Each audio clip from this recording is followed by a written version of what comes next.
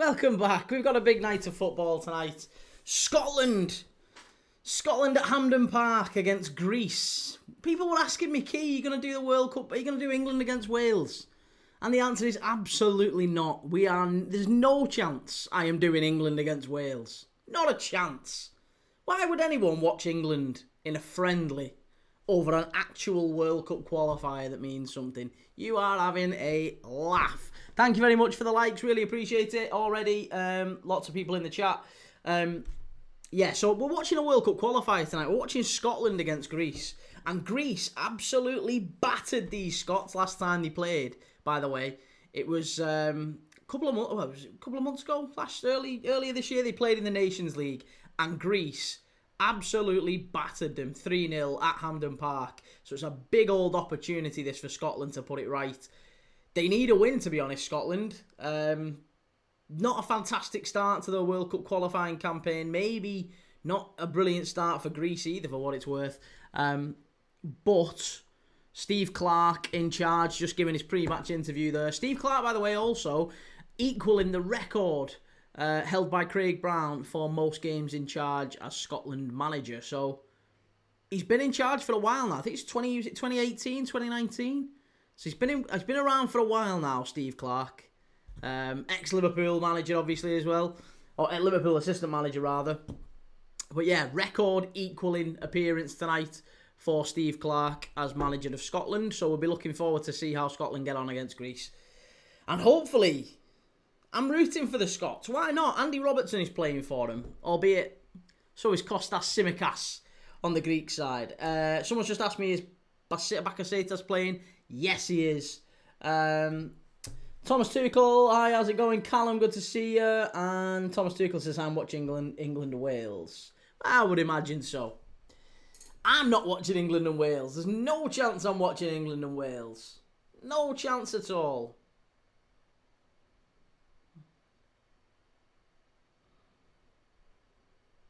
Scotland will lose. Sorry, mate, says Matthias. Well, possibly. But we'll watch anyway. How's it going? Good to see you. Sorry, I was asked. It's not Bakasetas is playing. Someone's just asked me, is Karestas playing? No, Karestas is not playing.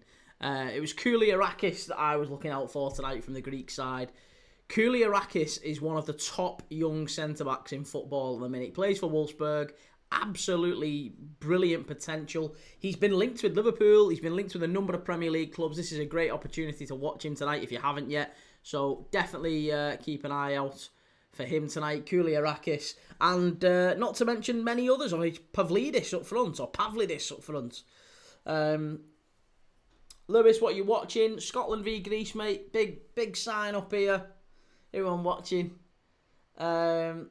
Pavlidis masterclass. Also, keep your eye out for Karetas on the bench.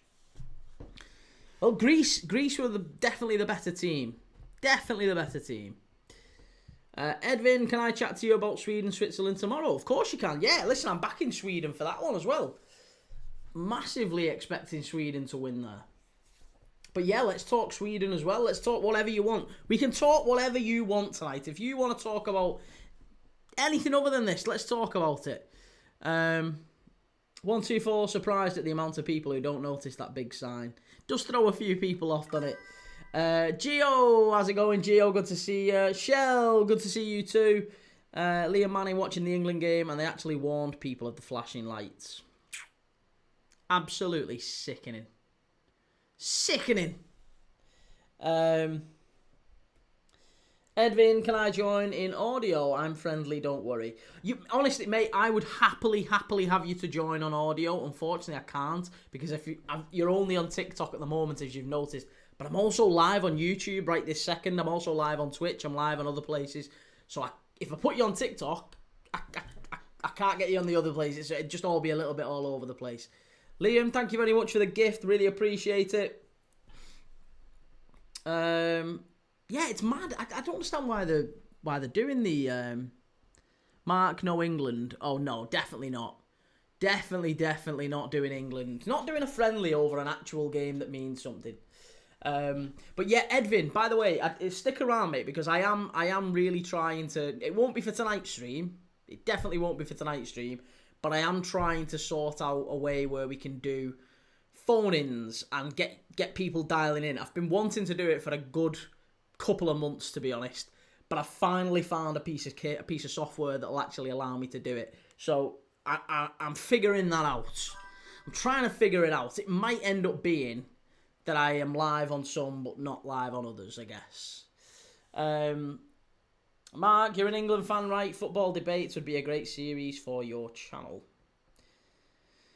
Well, yeah, to be honest, I've got a number of little things coming up that I'm going to be doing. I'm going to be doing the Premier League Dad Hall of Fame.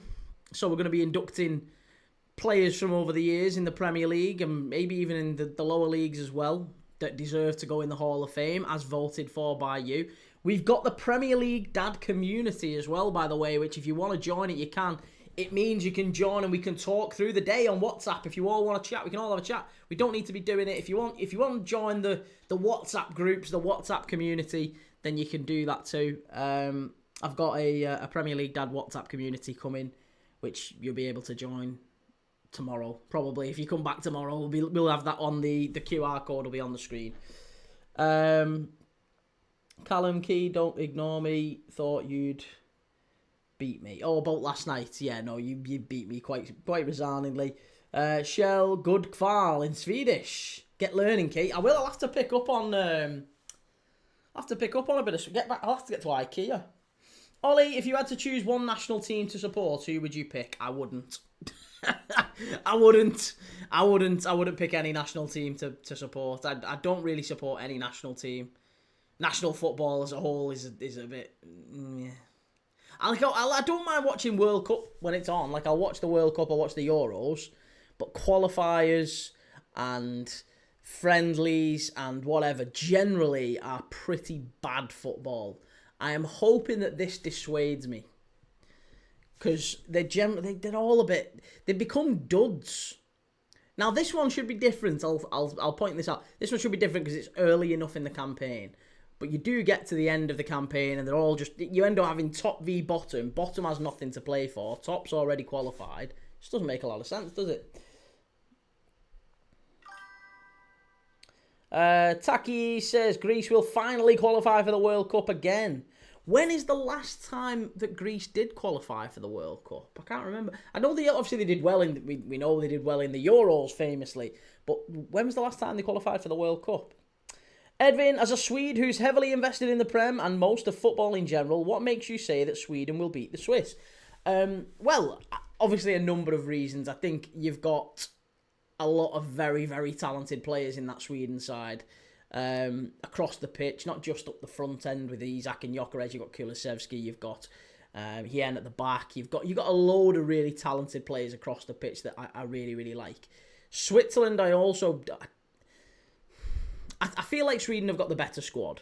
I think Switzerland maybe at the moment have performed better across a longer period of time. Not sure quite how the qualifying campaign is looking, but I would say Ayari, there you go. Yeah, another one. Ayari's doing really well at Brighton. There's a number of really, really top young Swedish players coming through. Bergvall, just unbelievable. Bergvall's one of my favourite players. Absolutely love Lucas Bergvall. And yeah, I mean, I would honestly, I think if I could sign any central midfielder other than maybe Adam Wharton, I think Lucas Bergvall would be it. So I really, really like a lot of the Sweden national team, and front to back, I think you've got a core group of very, very really good players. Yeah, Elanga too. As they see, we could go on for a while, couldn't we? We could go on for a while. Even your experienced players, obviously Victor Lindelof still playing at Villa. You've got some talented players all over the place. Trying to think of others that we've maybe missed out on.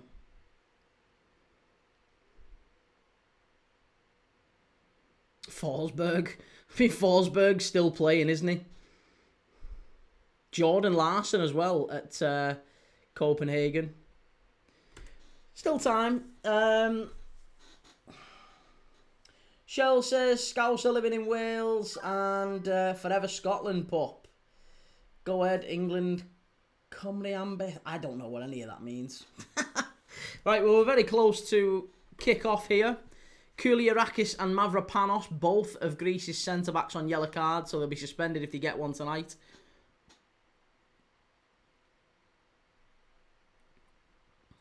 Liam says, mascot to England are people from the Alzheimer's Society. Lovely touch.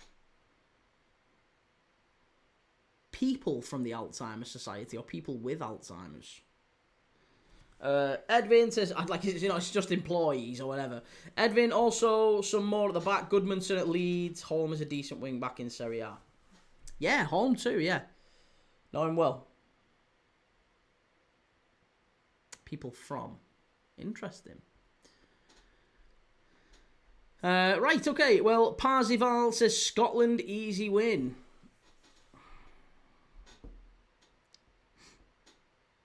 Joe Isaac expected to reach full fitness in 3 to 4 weeks. What a load of shite excuses.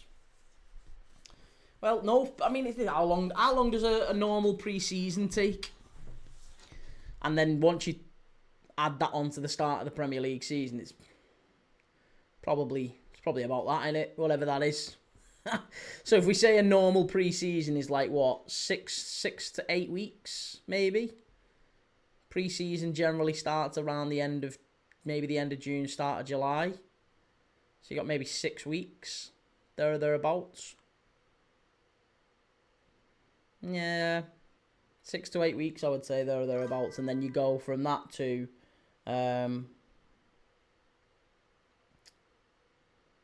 yeah, so he only really played for Liverpool. When did he start? When he make his debut for us?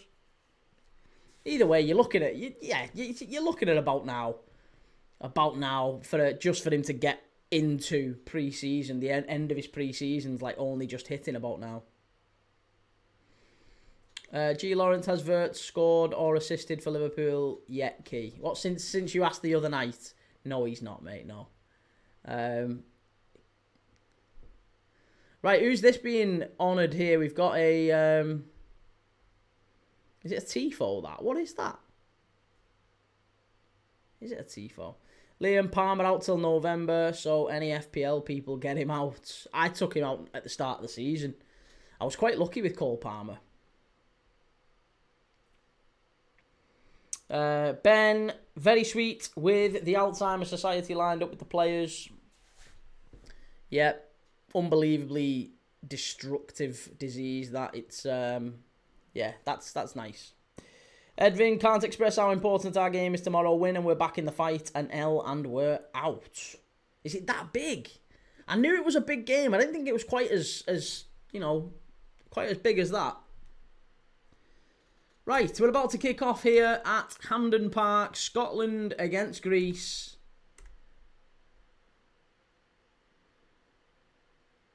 The Tartan Army. The Tartan Army fighting for qualification to the World Cup. Can they get it? It's a big all night of football for them. And the referee has got us underway here.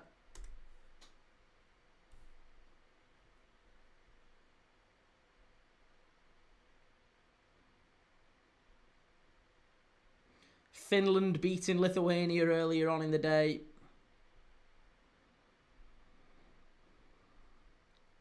But yeah, as it stands, Scotland and Greece. Denmark are playing Belarus as well in this group at the same time. So you would expect Denmark to get a win there.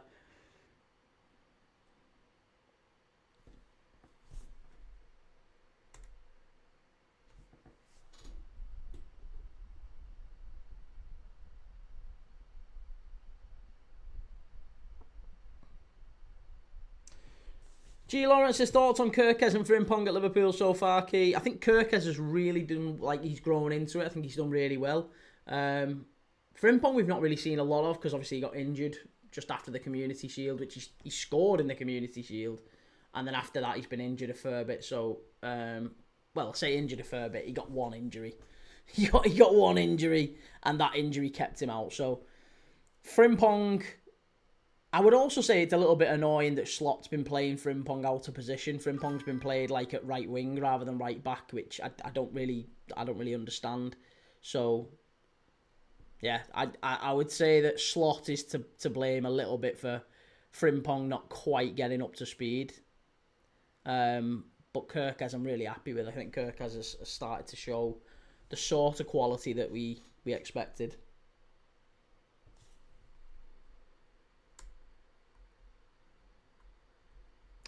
Adam says, will you get Gay in January, and will he cost more? Will he cost more? No, he won't. He definitely won't cost more because he'll only have 6 months left on his contract. I actually think Gay will only leave on a free at the end of the season. I think he only goes to... I think he's keeping his options open now. Yeah, so I expect... No, I don't think we will sign him in January. And I think maybe we will still sign him, but it might be at the end of the summer. I fully expect now that we won't sign him until the end of the season, rather. If we do at all, maybe that might be our chance with Gay gone. There's every chance that Gay goes somewhere else, which that's fine. That's no problem.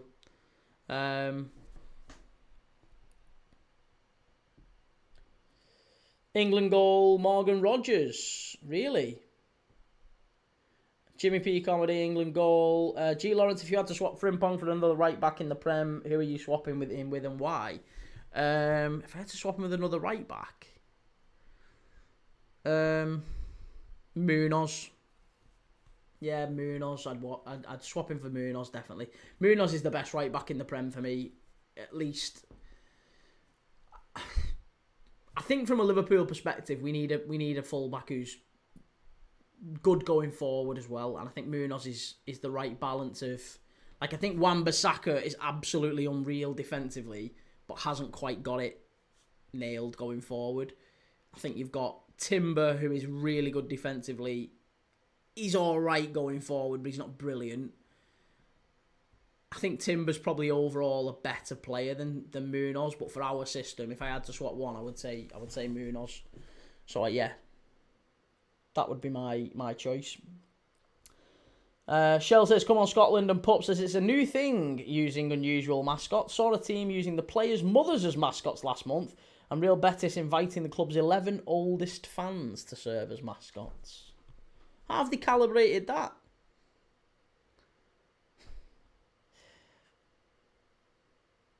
Shell, have Rangers got a manager yet? Well, they're meeting Gerrard in London apparently in the next couple of days, so we'll see. We shall see. G Lawrence says, for us in terms of right backs, Timber is better defensively. Ben White is better going forward.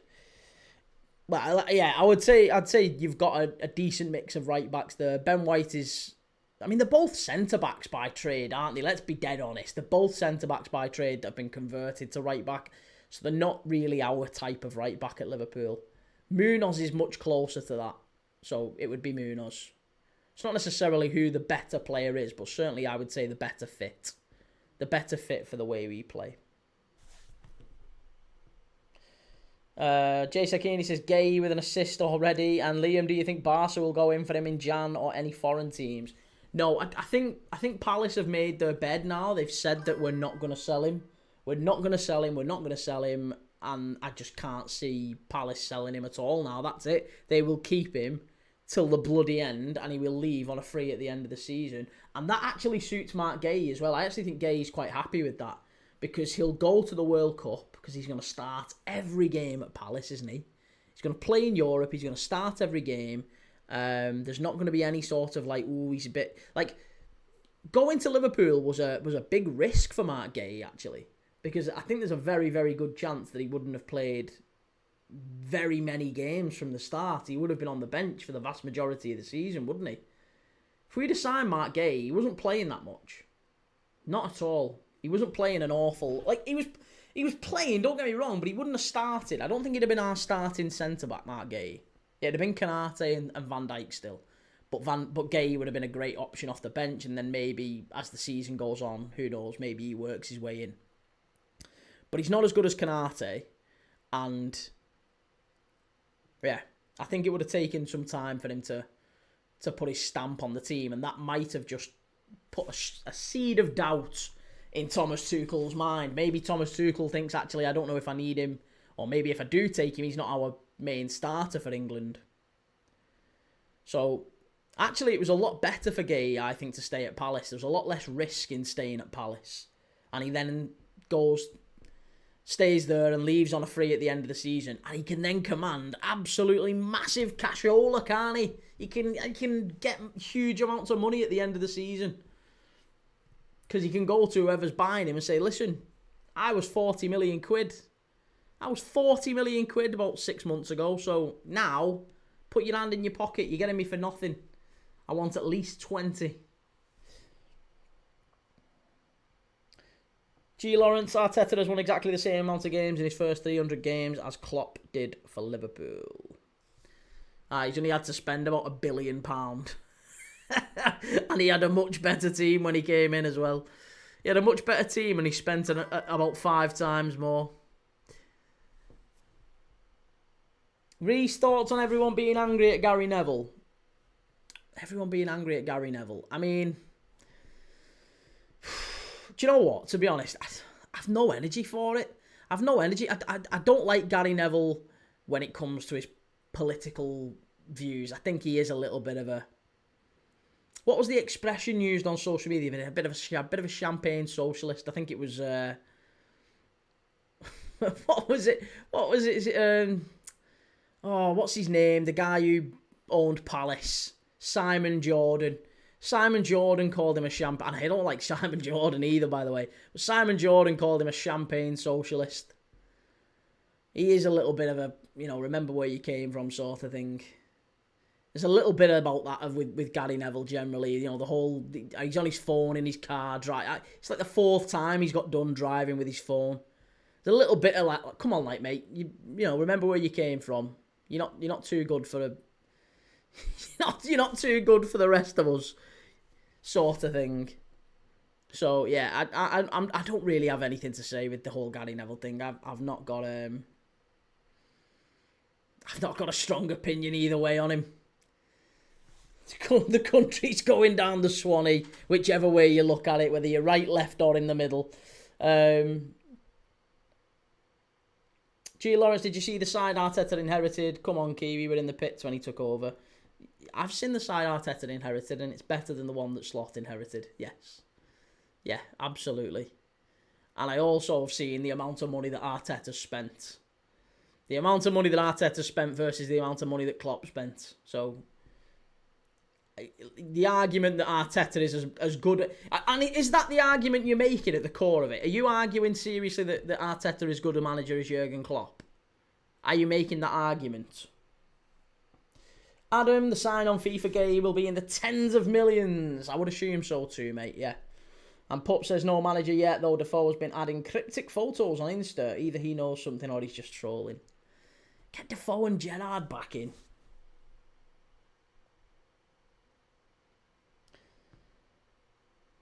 Andy says who? GAF. Well, there's that as well, yeah.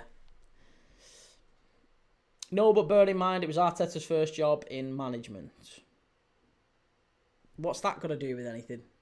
Is he as good as... He's not as good as Klopp, just to clarify. We're in agreement that Arteta is not as good as Jurgen Klopp. Do we agree on that?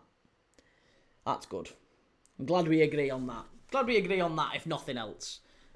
Mikel Arteta is not an elite manager. Right. Greece dominating possession in the early stages here, for what it's worth.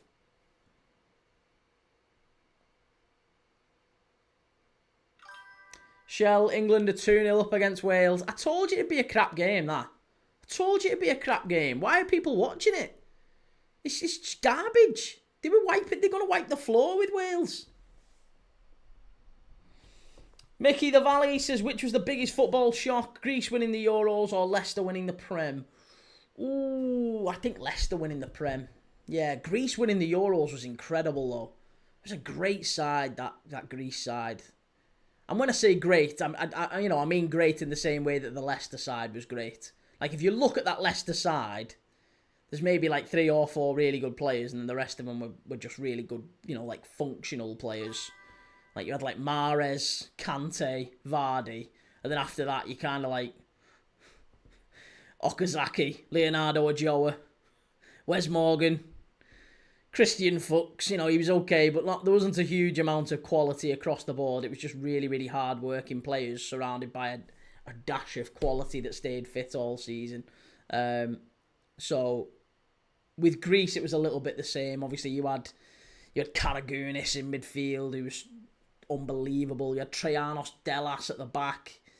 And then it was, you had the likes of Samaras up front, who contributed at bits. Belarus 0, Denmark 1. Froholt with the goal.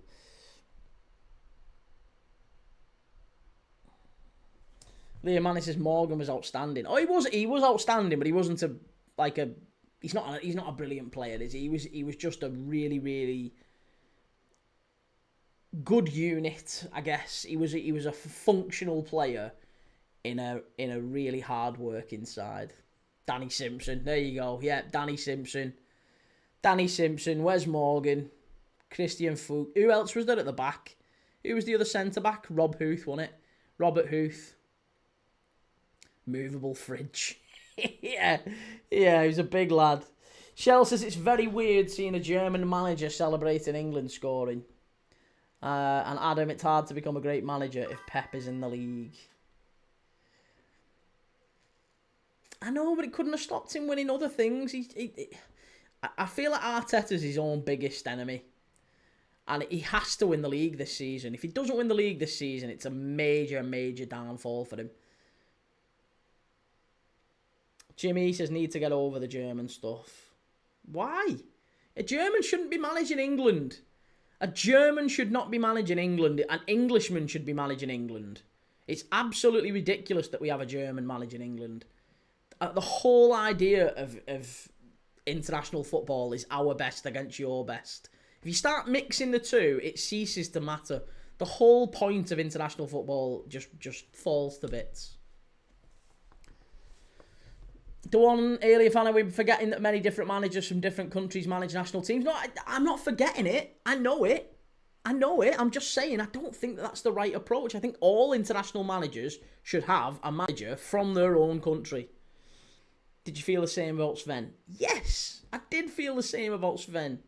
And I liked Sven. I don't mind Thomas Tuchel, really. I liked Sven an awful lot. But it's the same thing.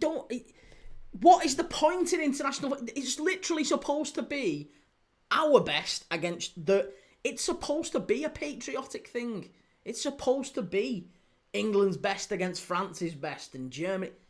You can't be... It does me head in. It absolutely does me head in. Fabio Capello was awful. Yeah, I mean, Capello was awful. Roy Hodgson was awful. Steve McLaren was awful. But at least they were ours. If Tuchel wins the World Cup, will you change your mind? No. And again, for what it's worth, mate, I feel that strongly about this. That England winning the World Cup would mean less to me than Liverpool winning the League Cup. That's not me exaggerating. I genuinely have no interest at all in the World Cup, England winning it. I watch the World Cup and I'll enjoy it and I love it because it's football. I love watching football. But I ain't watching England and cheering them on when it's not England. It ain't England.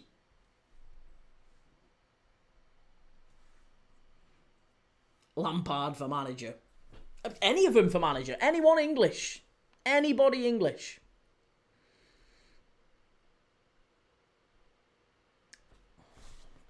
Anybody at all. Eddie Howe would be great, yeah. Get Gareth Southgate back in. I don't mind any of them. Ronnie Dodge started my new job at Tesco's this week. I'm shattered. GHK, isn't this the Scotland watch-along? It is indeed, yeah. What's your point? Adam, it's the reason Wenger turned down the England job because he thought it should be an English manager. Well, hey, there you go. There you go, and he's right, isn't he? He's bang on the money. Even Sean Dyche as manager would be good. Anyone English, I repeat, even if the crap, I would much rather lose with an English manager than win with a German.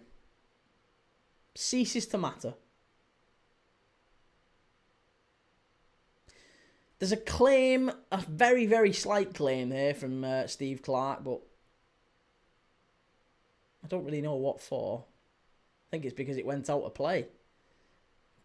And Greece got an attack from it. I thought it might have gone out, that, actually. Jimmy says, well, we need to get better coaching. Well, I mean, yeah, I don't know. I think there has to be a different approach to England managers. And for me, one of the criteria, in fact, the only criteria, really, the only one that matters is that they should be English. It's baffling.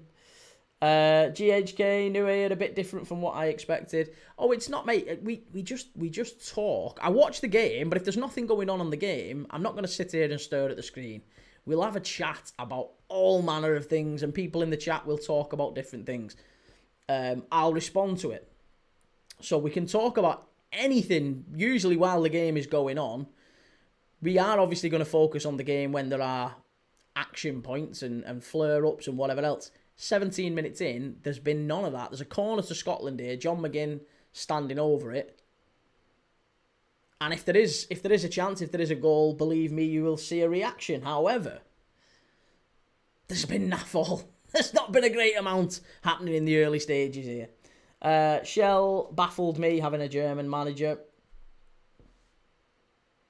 Tell you what, they're having a bit of a scrap there in the box. It's a good old scrap there between Scotland and Greece.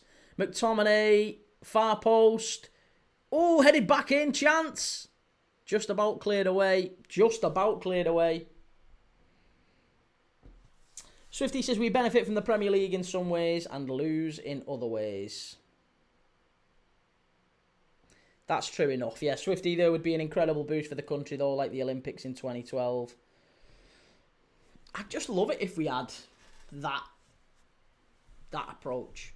I'd love an England-centric approach. Adam, thoughts on Iraola becoming the next top manager if he isn't already?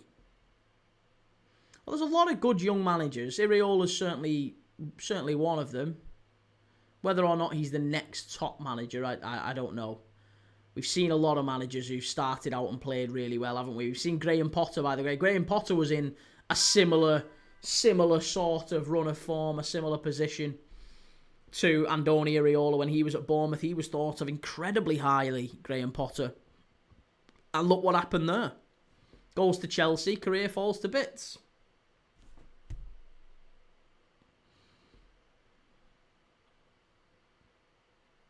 But I like Iraola a lot. Yeah, I like him a lot. He's a talented manager. Plays a really good style of football. I would quite happily, if in some mad dystopian future, Arne Slot has left Liverpool for whatever reason, he's been sacked or he's left and gone somewhere else, I'd quite happily have Andoni Iraola as our next manager at Liverpool. Like him a lot.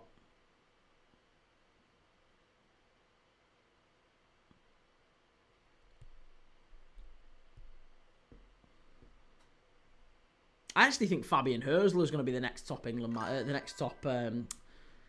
next top manager. G. Lawrence says Sam Allardyce for England then key. I'd have Sam Allardyce, yeah. Happily. Sam Allardyce, Sean Dyche, Eddie Howe, any of them. Any of them. I'd even have Sir Gareth back before I'd have Carlo Ancelotti or Thomas Tuchel. It should be a cultural thing. I don't get it. Like, it should be... I actually think it should go as far as being... It should be literally FIFA law. Like, it should be a FIFA law that you cannot be a manager of a national team unless you are from that national team. If you haven't got a passport in that country, you are out, sunshine. You can't manage them. But that won't happen. I think it'd make the World Cup a lot more enjoyable as well, because it literally is then our best against their best, isn't it?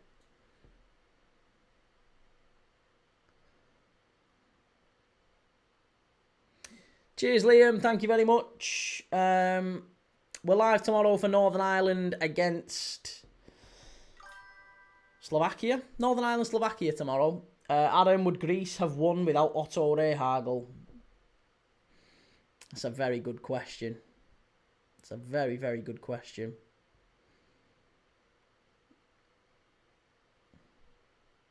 Probably not. Yeah, probably not. And to be honest, there's been... Ben, what channel is Scotland on? It's on Channel 2, mate, or BBC Scotland. You can put it on BBC Scotland or BBC 2. Either one of them.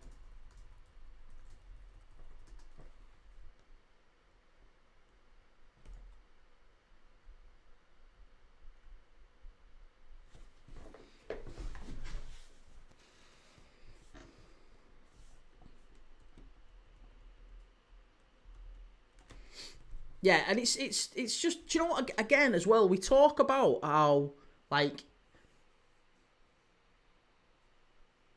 important, excuse me, how important managers are to their national teams. And they are, I get it, and I understand Thomas Tuchel is a very, very good manager. But there's no country in the history of the World Cup, in the entire history of the World Cup, there is no country that has ever won the World Cup without the manager of their national team being from that country. It's never happened. Nearly 100 years of World Cups. It's never happened. Every time a country's won it, the manager has been from that country. Baffling. Why we then appoint Thomas Tuchel. Now, that's not to say that it hasn't happened, or it can't happen, or won't happen. Maybe in future it will. But it's never happened up to now. It's never happened in nearly 100 years of World Cups.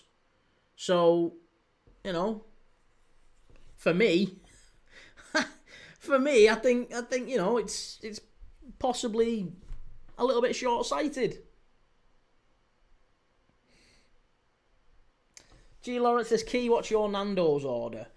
Ooh, Nando's order. Do you know what I like getting? I like getting the creamy mash and pouring some Nando's sauce into it and then, like, whipping it up. I don't really get the chips. Don't like the peri chips. Just get the mash, whip it up, get that, and maybe a wrap. Sometimes a wrap, sometimes a pita, sometimes a butterfly. Kind of, but I'm always, it's either that and mash. Maybe we'll go with a garlic bread and we'll have a slice of garlic bread each if I'm going with the wife and I'm feeling a bit fruity. Liam Manning, apart from Eddie Howe, who would you have that's English for the job? Who would I have that's English for the job right now? Liam Rosenior. Liam Rosenior was English, wasn't he? Sure he was. Liam Rosenior. He's been doing really, really well at Stuttgart, and I've really liked how he's played football as well. And he would tick a lot of maybe the woke boxes as well, wouldn't he? You know, the diversity and all that sort of thing. There might be an idea that he's being queued up for it in that sense, because that gets pushed quite heavily in a football sense with the Rooney Rule and everything, which is fantastic. Now it's just a case of, can we actually get an England manager that is, you know, and does meet that criteria? I think Liam Rosenior would be brilliant. Absolutely brilliant. Gil says, England v Wales, 3-0, England, 25 minutes. I'm not even watching it, mate. Not even watching it.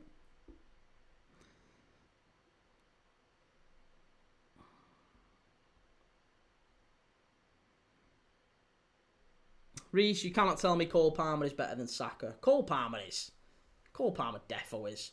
G. Lawrence, going with the wife makes you feel fruity. Sorry, Key, I thought this was a football channel.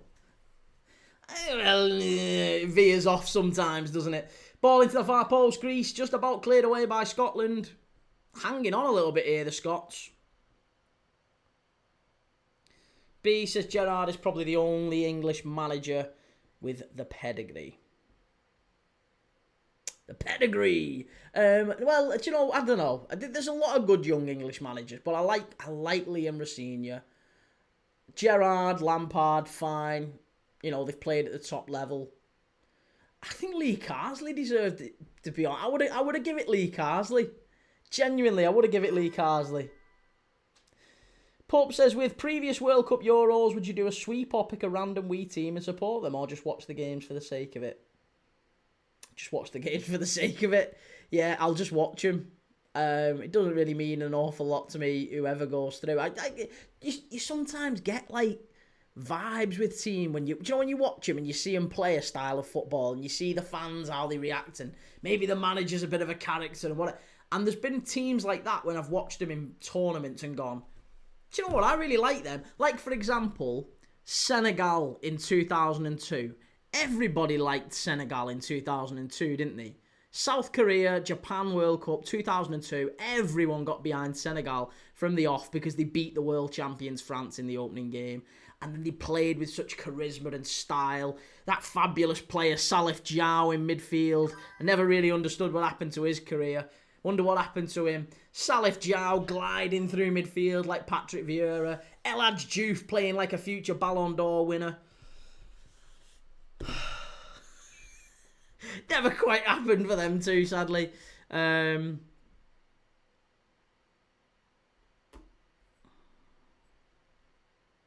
G. Lawrence says, Key, you're saying some questionable stuff, but Palmer better than Saka. Palmer is better than Saka. Palmer is better than Saka. Yeah, he's definitely better than Saka. I mean, he's better than Saka in a number of ways, but one being I know, I appreciate he's not quite fit right now, but he's plays more games than Bukayo Saka. GHK says the Premier League has never been won by an English manager. That's worrying if it has to be an English national manager. I know, but isn't that's just the flip side of it being the same thing with a World Cup? The idea for England is to win a World Cup. England need to win a World Cup. That's the objective. That's, I would think, a reasonable expectation given the quality we have in our squad. But you are right. No English manager has won the Premier League. But irrespective of that, no manager not from the nation that they are from has won the World Cup. It's always been a proper team effort.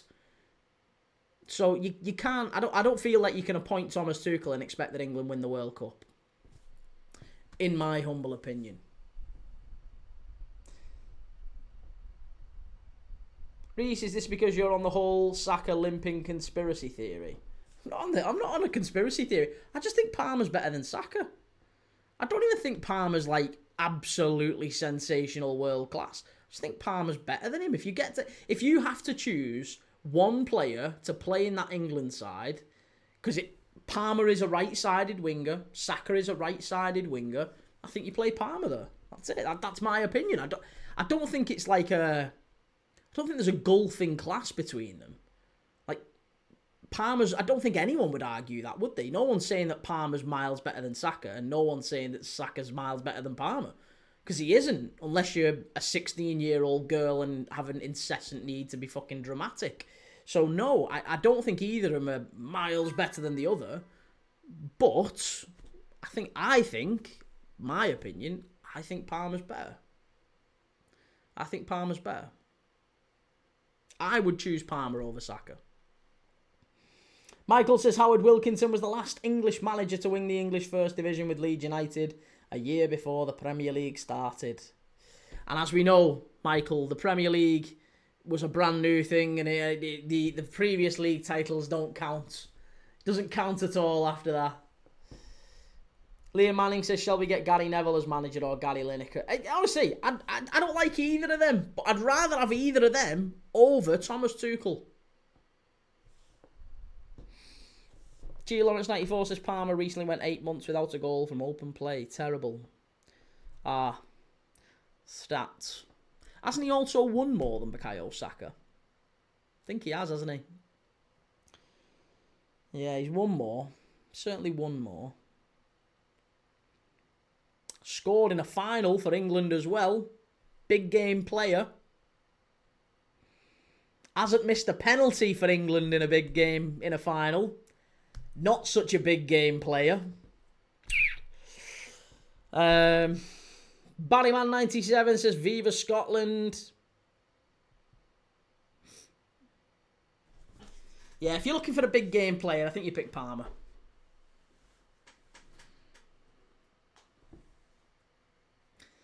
The Palmer hype knows no bounds. Better than Saka.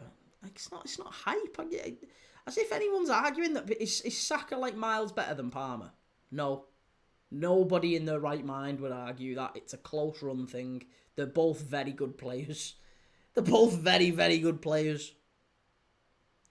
There's nobody arguing that they are objectively miles better than one another. And if you are, then you're a moron.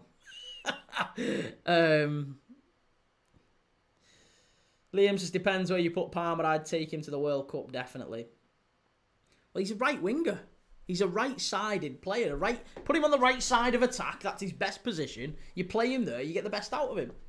That's where he cut in and scored in the European Championship final, didn't he? In the final against Spain. Cut in off the right-hand side, drifted in, smashed it in the bottom corner with his left foot. Cole Palmer. Cole Palmer over Bukayo Saka for me. Oh, big chance, Greece. Unlucky. Good save from Angus Gunn.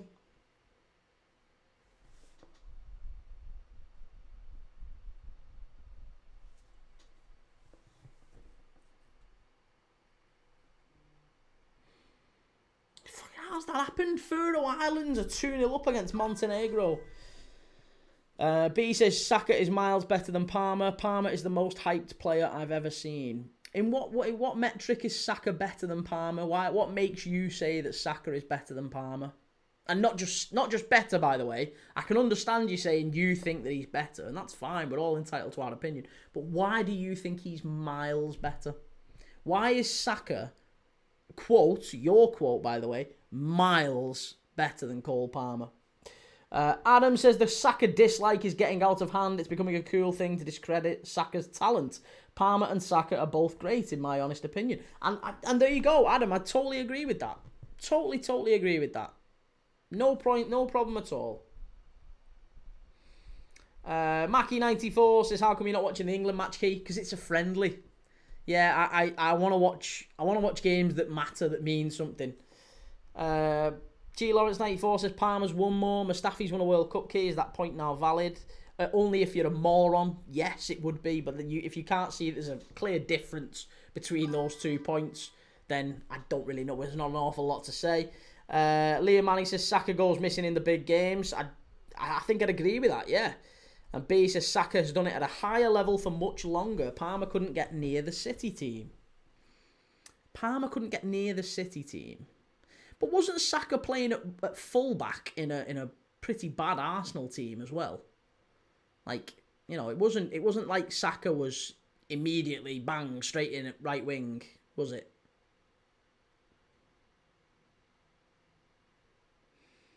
GHK says Palmer is more of a playmaker. Saka is more direct and aggressive. Like I said, I like both of them.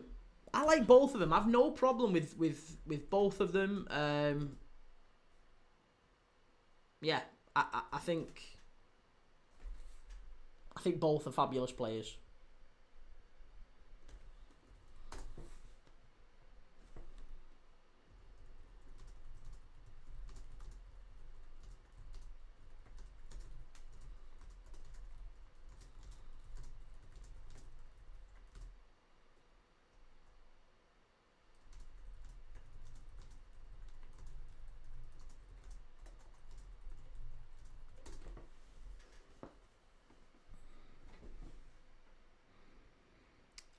Mackie94 says first, but it's always good to see the Welsh getting a good beating.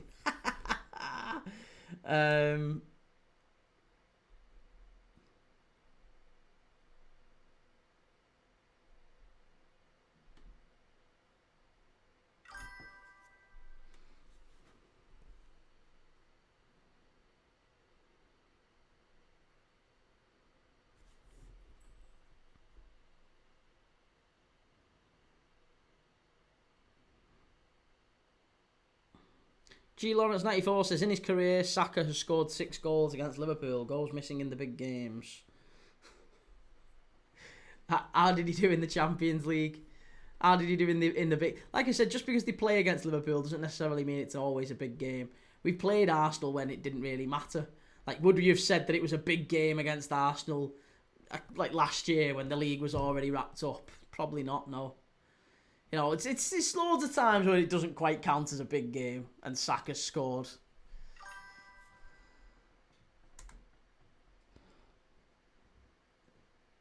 Samoa Bob says, who's your favourite Scottish player? And GHK says, favourite Scottish player, Kenny Dalglish. Favourite Scottish player of all time is definitely Kenny Dalglish. Actually, no. Yeah, Graham Souness. Graham Souness would be my favourite of all time. But favourite current Scottish player is Andy Robertson by some distance. I do like Scott McTominay, though, and I like John McGinn. So I think John McGinn would probably be, if I had to do it like non-Liverpool bias, take all Liverpool players and ex-Liverpool players out of it, I would say right now it's John McGinn. And historically, my favourite Scottish player without a Liverpool connection. Bloody hell. Favourite Scottish player. I was going to say Gary McAllister, but he played for Liverpool. Favourite Scottish player without a Liverpool connection. Phew, that's tough. That's really tough. Ali Bally B says, what does an England supporters actually think of Scotland? Do you really care if we lose? No, I'll be honest, mate. I kind of... I see Scotland as... Maybe it's just my thing. I see Scotland as like the... Like sort of dweeby younger brother. I know that's an awful thing to say. But I mean Scotland football, not Scotland the great nation of Scotland, of course. I've got family in Scotland, by the way. But I mean the national team, Scotland. They've been bad for such a long time. You're like the Everton of the international football. As far as Liverpool go. Liverpool, I see Everton. Sometimes it's like plucky little Everton. Go on, Everton, go on, why not? And it's kind of the same with Scotland. I'm cheering Scotland on tonight. I don't mind Scotland. I like Scotland to a degree, but it's only because it's kind of like in a really patronising way. If I'm really honest and I look inward, it's quite an arrogant, patronising way of looking at them and going, come on, Scott. Yeah, I certainly don't want to actively dislike Scotland in the same way that I don't with the Welsh either, or the Irish. I'm watching Northern Ireland tomorrow. Do you know what? I'll be honest. Maybe I'm one of them self-loathing Englishmen because I reckon I would have taken a little bit of a sadistic pleasure out of Wales beating England tonight. I think I'd have laughed. At that. So, yeah, I don't know. I'm probably more Scottish and Welsh and Irish than I am English in that sense. Ali says, hi man, have a great night. How's your night going? It's going good, mate, yeah. And Samoa Bob says, Liverpool is the bar for big games.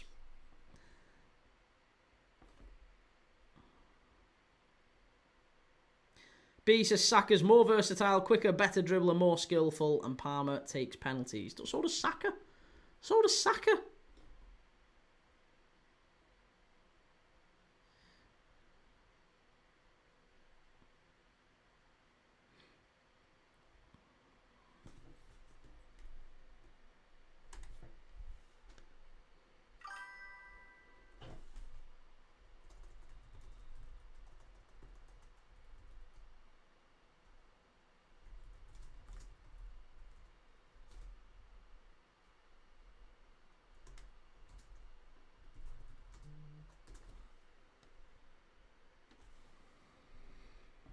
Oh, Austria 5-0 up against San Marino.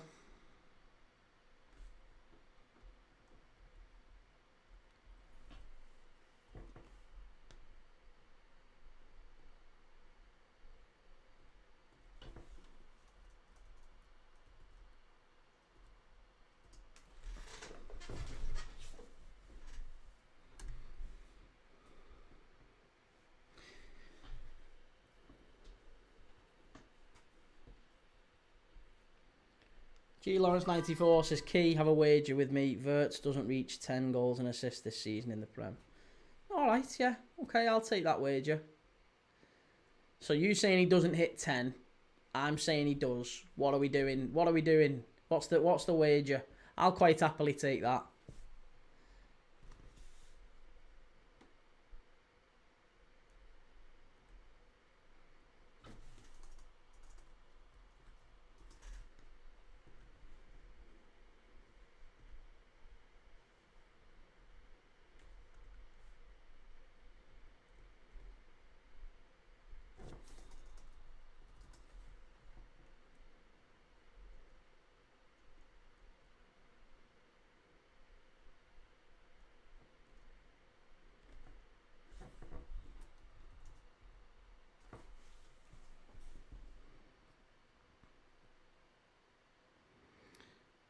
James says the problems aren't with Wirtz, it's the third kids. Palmer better than Saka is like saying De Bruyne better than David Silva. Stat merchants. Well, they're just different players, though. They are different players. David Silva is a different player to Kevin De Bruyne. Both are fantastic players. I don't know. I don't get why people are so like elitist and absolutist about it. Like, why is it that they're both not just fantastic players and some people prefer one over another? Like, why does it have to be he's absolute dog shit? He's clearly not. Bukayo Saka has got more goals and assists, which is the primary metric anyway for a creative midfielder. That's not the only reason, but if you look at it just from that point of view, consistent over the last 2 seasons, which are the only 2 seasons he's really started in the Premier League, Cole Palmer's got far more than Bukayo Saka. Far more. Far more. So over the last 2 years, Cole Palmer's been better. Absolutely been better. UTFT, hey up pal, how's it going? Good to see you. Christ, Austria's 6-0 up now. Samoa Bob says, are we discounting Palmer's dribbling ability now? Crazy take. Again, mate, I don't understand. People have no nuance to that sort of stuff. Apparently, you're either fantastic or you're dreadful. There's nobody you can just say, well, actually, do you know what? Cole Palmer's a really, really good player. And Bukayo Saka's a really, really good player. But I would prefer Cole Palmer. Apparently, that's like tantamount to heresy. Claim for a penalty from Greece. You're never getting that. GHK, Ali McCoist. Ali McCoist was a great player. Yeah, I liked Ali McCoist a lot. UTFT says these internationals are a joke. 7 games in 3 breaks. Well, next year it's going to be 3 weeks, isn't it? It's just going to be 3 weeks in 1 break. B, as a Liverpool fan, are you rooting for Trent to be a success and establish himself as England right back? I couldn't give a monkeys, mate. Genuinely couldn't give a monkeys. It doesn't really matter at all to me what Trent does from an England perspective. It doesn't matter what any of them do from an England. All I hope for, and I swear to God this is the case, all I hope for from an England perspective is that my Liverpool players are coming home fit. That's it. As long as they don't get injuries, fine. I'm happy with that. Don't care if they win, lose or draw. UTFC says Blues are just getting on a roll and the Reds are crumbling. Hang on a minute. Weren't you saying just a couple of weeks ago that David Moyes should get sacked? And now all of a sudden you're on a roll.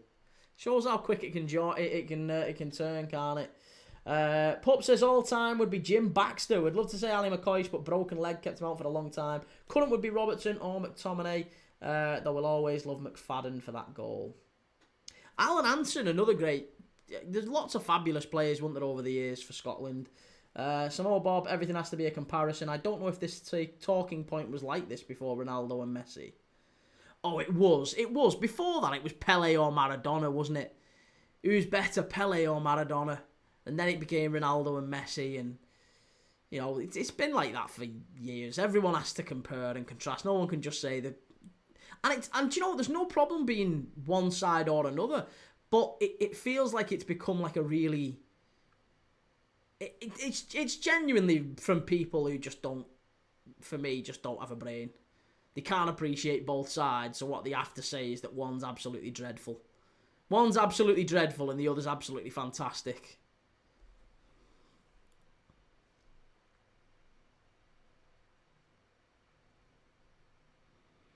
UTFT says Defo a red. No, it wasn't actually. It was an Evertonian, a very prominent Evertonian on social media, and there was quite a lot of comments on in the responses in the thread or whatever that was saying, yeah, absolutely, David Moyes should be looking. You know, they should be looking to move him on because he's taking you as far as he can.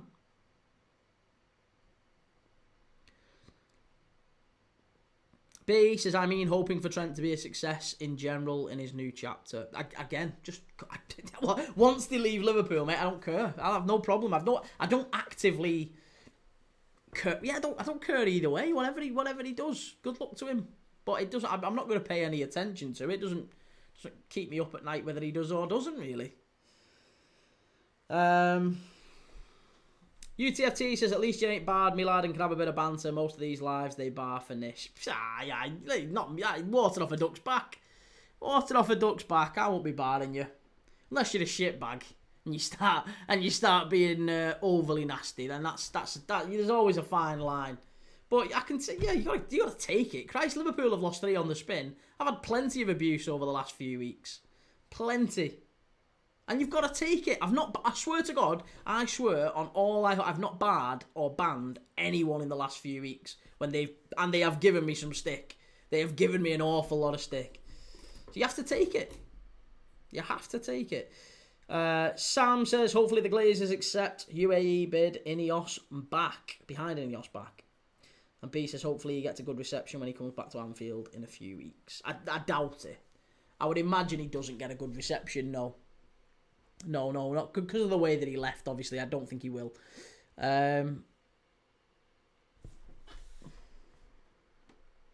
Right, half-time, and it's still 0-0. Not an awful lot to report in that first half, to be honest. It was a pretty naff first half. We probably should have watched England's first half, if nothing else. Where are you from, Mush? So I grew up in I was born in Wiston and grew up in St Helens. So, yeah. And then I've moved around a little bit. Worked in Liverpool for many years. Worked in Manchester for a few years. Lived in Warrington for a bit. Lived in Widnes for a bit. By the Aussie. Is right, yeah. Yeah, absolutely. Yeah, so, yeah, born in Wiston. Grew up in St Helens. B, hopefully he gets a good reception when he comes back to Anfield. He won't get a good reception. Definitely won't get a good reception. You're nearly a Scouser. Not quite. I'm still a Wool. I've not got a purple wheelie bin, lad, or an L postcode, so I'm definitely a Wool.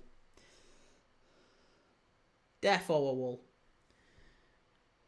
My lad was born Wiston Aussie. Oh, was he? Nice. I worked at Wiston Aussie for a couple of years when I was a lot younger. Wiston Aussie and St Helens Aussie, actually. When I was a lot younger. It's one of my first jobs, actually. Taylor says, imagine he scores against you. I don't think he'll be fit, to be honest. Apparently he's still out injured. So, but to be honest, I don't mind.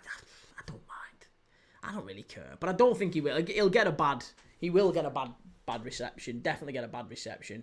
Can't leave the way that he left and come back and it just be okay. St. Helens glass is the class. Delta taxis. Shell says, I had my son in Wiston. Did you really? Oh, look at us. Look at us, Shell. Practically family. B says, why do you think he won't get a good reception? Is he not a legend? Of course he's a legend, but he's left in a really awful way. There's plenty of legends who don't maybe get the reception that Michael Owen is a Liverpool legend, doesn't get the reception he maybe should. Yeah, Fernando Torres, Luis Suarez didn't either. But then they came back for charity games and it kind of, in time it kind of evolves, but maybe in time it will with Trent, but certainly right now he only left earlier this year, so I would say he's still very, very raw. And no, I think he deserves a bit of a negative reaction. I think he will get one. Will you cheer him? Well, I'll be here, mate. I'll be here watching it. So I don't go to games anymore. I can't go to games anymore, sadly. So yeah, I'll be watching along from here. And no, I won't be cheering. And no, I won't be booing. I'll just be laughing and hoping he gets beat because we're playing.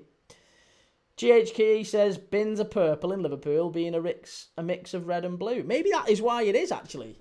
Yeah, maybe that. I don't know, but yeah, bins are purple. Bins are purple.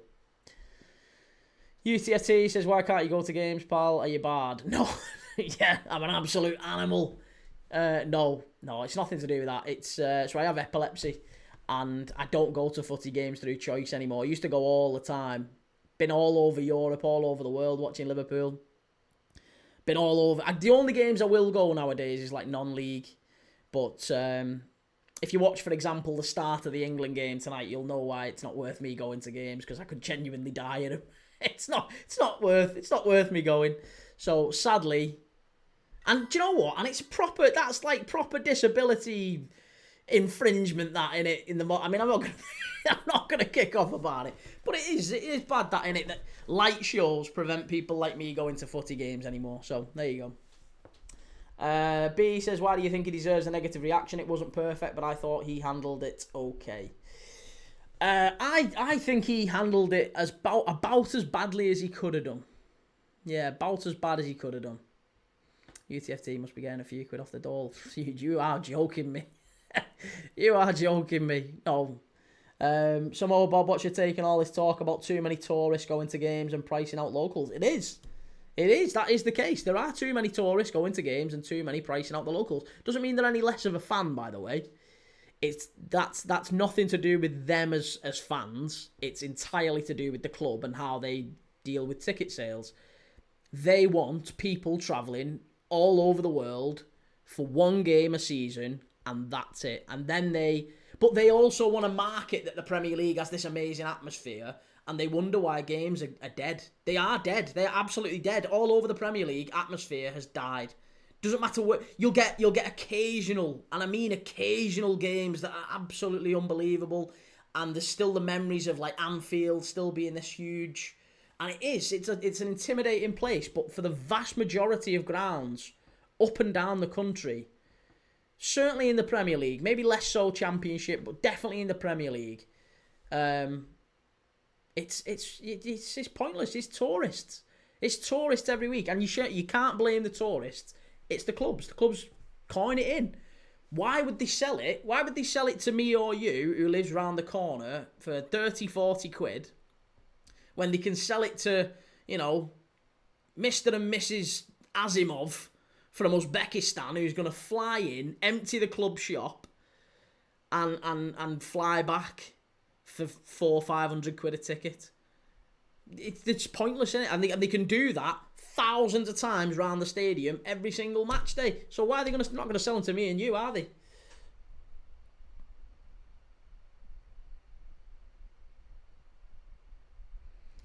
Debbie Reynolds says Scotland get a goal, the crowd gets behind them, anything is possible. Let's hope so. I'm rooting for them. And Taylor says, what about if he got an ACL? Some people would love that, but if a player gets that injury, like if a Spurs player got one, wouldn't wish them anything bad like that. I don't think there'll be any Liverpool fans. I mean, there might be. Christ, there's bad eggs everywhere. I don't think anyone's actively wishing him like an ACL. Just people who might chuckle if his career doesn't quite go as he expected. The guy left saying he was leaving to win a Ballon d'Or. Right backs don't win a Ballon d'Or. I don't. He's about as deluded as it gets, and he kind of pissed the club a little bit. He pissed on the club a little bit. B says, why do you think he should have just came out early and admitted he wanted to go? Yes. I think he owed the club that. I think Trent Alexander-Arnold owed the club, after a long time, after what they did for his career. I think that the very, very least he could have done is said to them in August, when Klopp left, maybe he could have said, with 1 year left on his contract, I'm looking to leave. And then you've give the club the opportunity to sell. What he did was wait until the March. So he actually didn't even give us the January to sell him. He waited until the March. That's when he told Arne Slot. He told Arne Slot in March of January of 2025. That's when he left. And the club started to, fine, we'll have to let you go, and they managed to rake in 10 million quid for him, like a month before the end of his contract, which shows actually the club would have probably cashed in on him. I think we would have done if we'd have had the option to, and we chose not to. He didn't want to scupper his chances with Real Madrid. So I don't know. As far as I'm concerned, I think he handled it about as bad as he could have handled it, and I think he showed the club a little bit and the fans a little bit of a disrespect. So, and that's why everyone was a bit annoyed with him.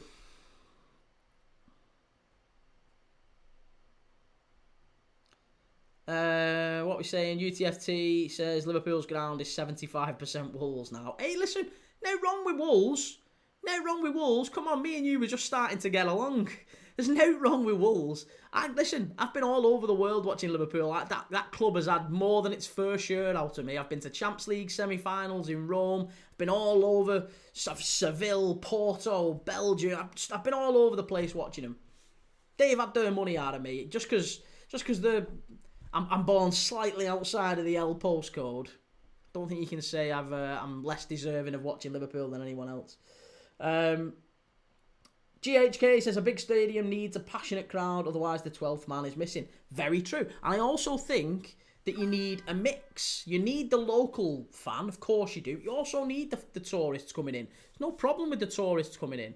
I think they should be coming in. But you need to have like a very clear, like 30% maybe. Maybe it's a 30% cap goes to tourists, and then 40% to season ticket holders, and then 10% to charities, 10% to, expensive boxes and whatever, and then another 10% you give to kids, the next generation and whatever. Like, that's what I would do if it was me. Samo Bob says the problem is he was always going to leave. They tried to give him an extension with 18 months left, and we could have sold him then. To some extent, I think the club needs to be more hard-lined with these things, but Trent came up through the academy, and I'm sure they knew the optics of trying to sell him would have been bad. But if you sit on your hands, you lose the opportunity to sell him. Yeah, look, I mean, that gives Trent the opportunity, the PR, to say, well, the club sold me when I didn't want to leave. But I don't think that was ever the case. Once the club offered him a contract, he says no. He could have quite easily then said, I want to leave, and even if he just said it privately, the club could have worked out, they could have worked out a way for him to leave, and the fans would have welcomed him back. Like, it wouldn't have been ideal. There still would have been some fans who would have been annoyed, but the vast majority would have been fine. We let Rushy leave and he came back. There's been plenty of other players who've left and come back. It would have been absolutely fine, but he chose the other way.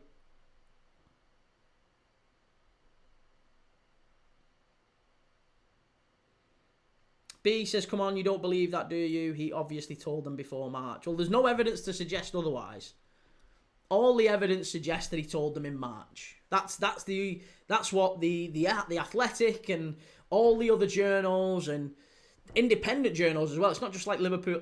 Everyone said that he told them in March of this year.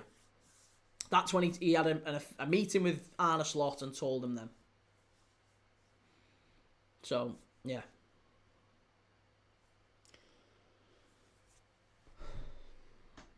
H says, let me try your ball knowledge. Well, you're already getting off to a wrong start with me by calling it ball knowledge, but go on. Fire away if you want to. Ball knowledge. Right, so Scotland are just about to head out here for the second half. Who's that? Is that a Greece manager?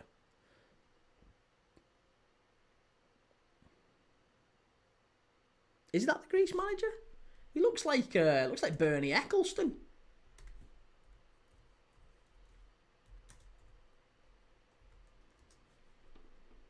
Looks an awful lot like Bernie Eccleston, actually.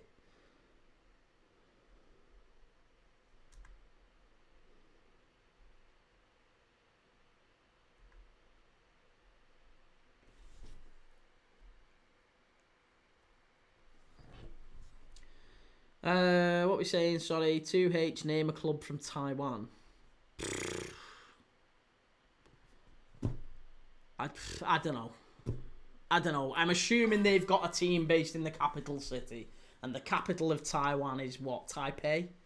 The Taipei Tigers or Taipei FC. You've got to give me Taipei. Maybe it's Taipei. B says, of course, the club are putting out that he told them in March doesn't mean it's true. No, that's not what I said, mate. I didn't say the club put that out. That came from the Athletic. That came from the Athletic and various other reporters, all independent, all neutral, who said March. The club didn't say anything, actually. It didn't come from the club.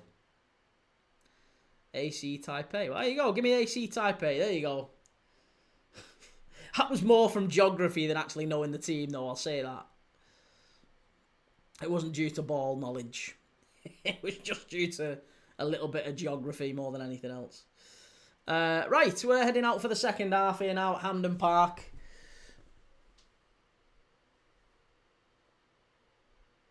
Declan Rice says, why isn't Tukes playing my burner boy Miles? Don't know what that means. I'm assuming you mean Miles Lewis-Skelly, and my guess would be is because he hasn't kicked a ball for Arsenal all season. Because Arsenal aren't picking him.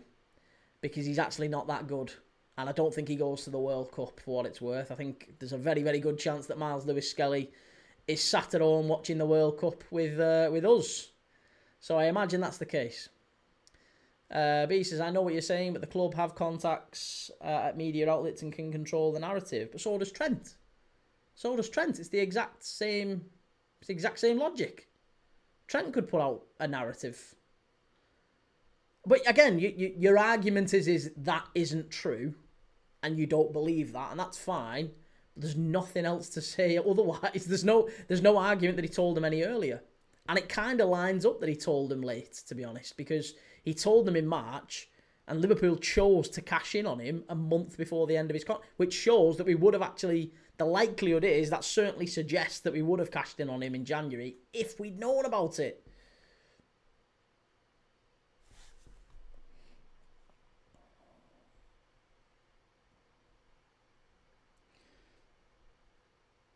Welcome to Meme Land says apparently the Taipei team's called Tatung FC. Is it really?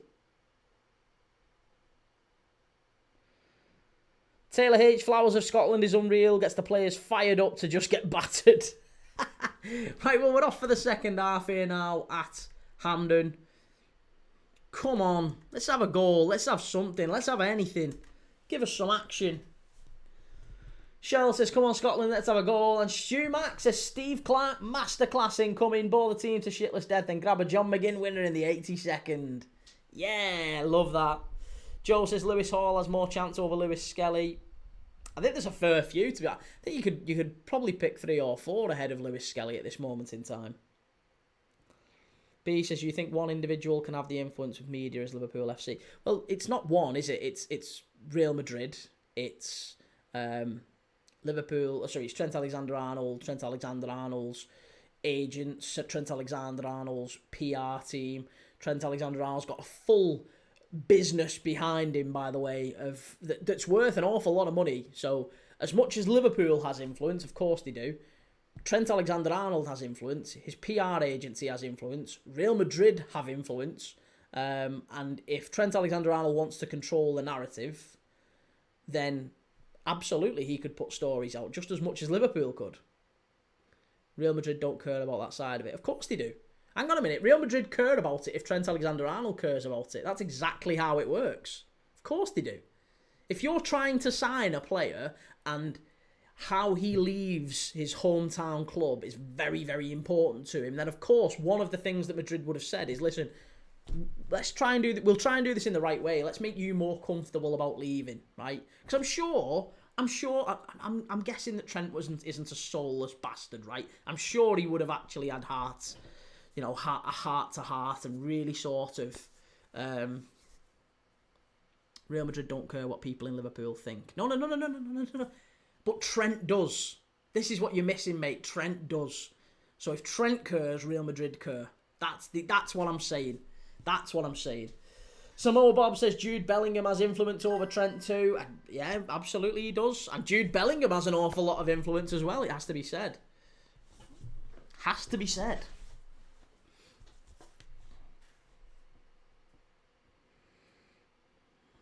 Player power often wins.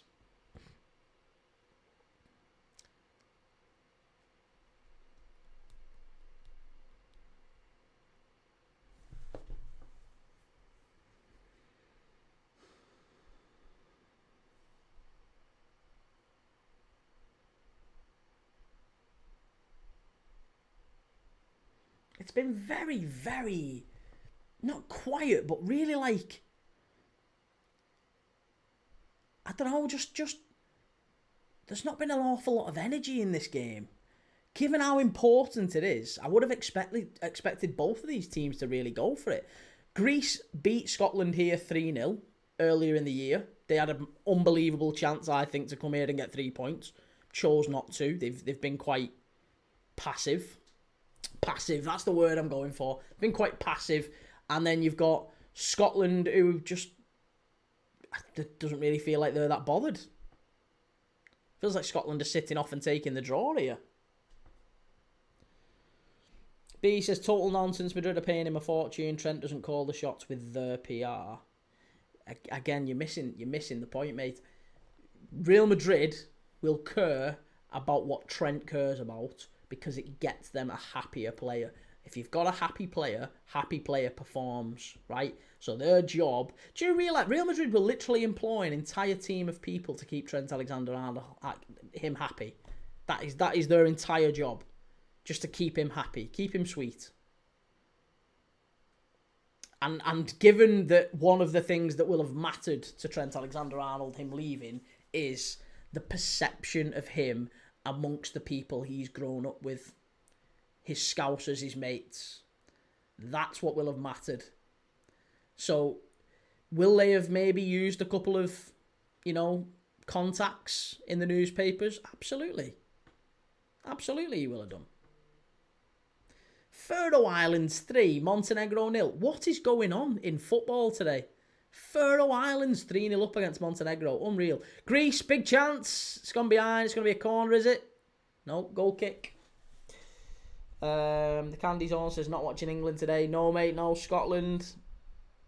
And Joe says, when he was fit, does he even start? Well, he did. And then he had a couple of really bad games, Trent, didn't he? And they ended up putting Carvajal back in. And Carvajal played really well, actually. And then Carvajal got a big injury. So Trent's out. Carvajal's out.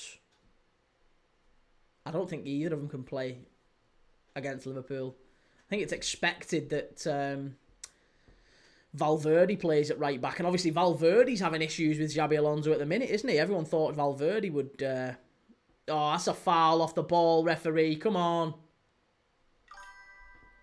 Sensio can play right back. He could, yeah. He could. Shell, is McTominay playing any good? He's not really got on the ball. To be honest, Scotland had lost the ball an awful lot in the opening 5 minutes of this second half. Anyway. B says they'll hire a team of people to keep him fit and healthy. That's all.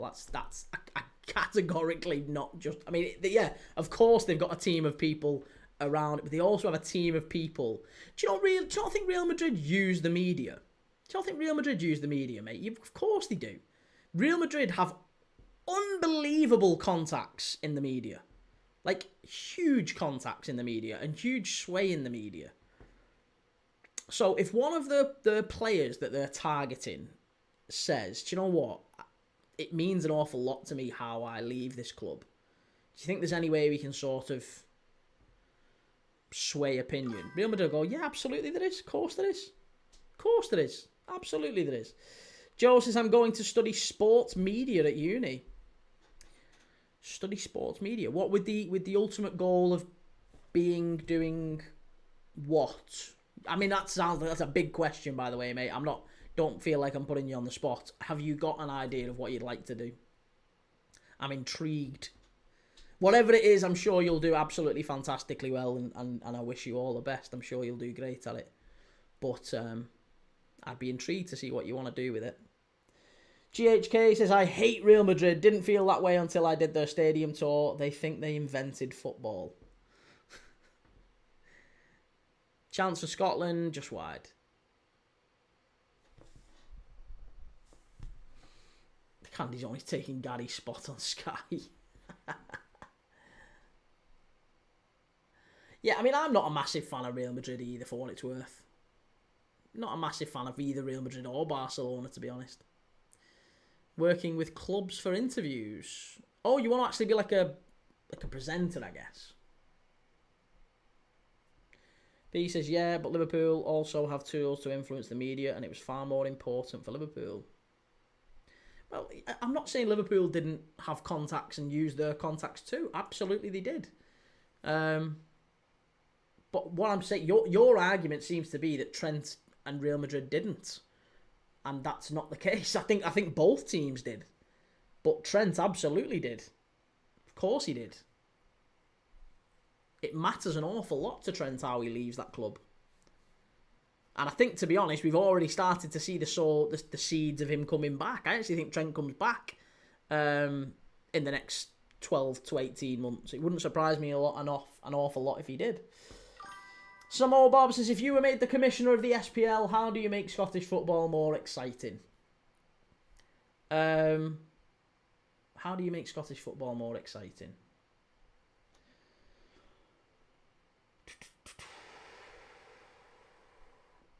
Greece, chance, hit it. Oh, unlucky. How do you make Scottish football more exciting?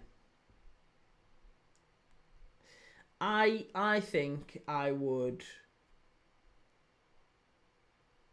introduce, if we could, some sort of a salary, not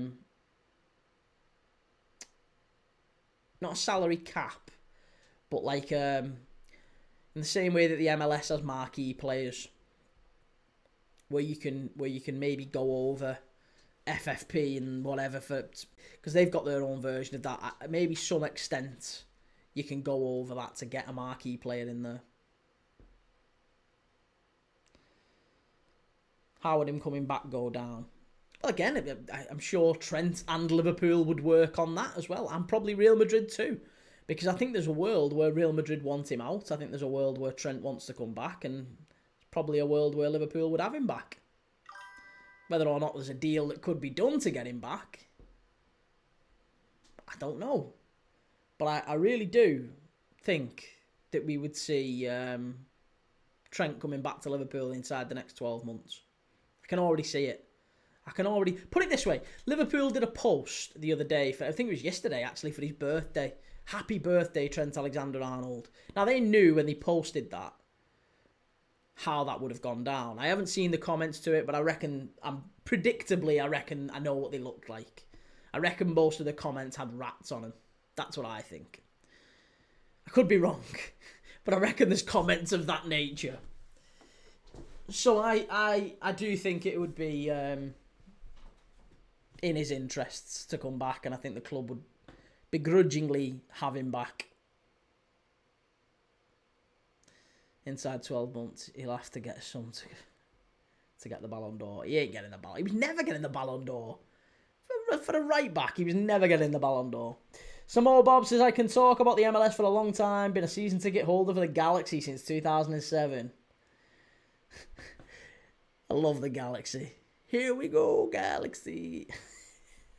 SPL, a better TV deal, negotiation team, and further placing prize setup.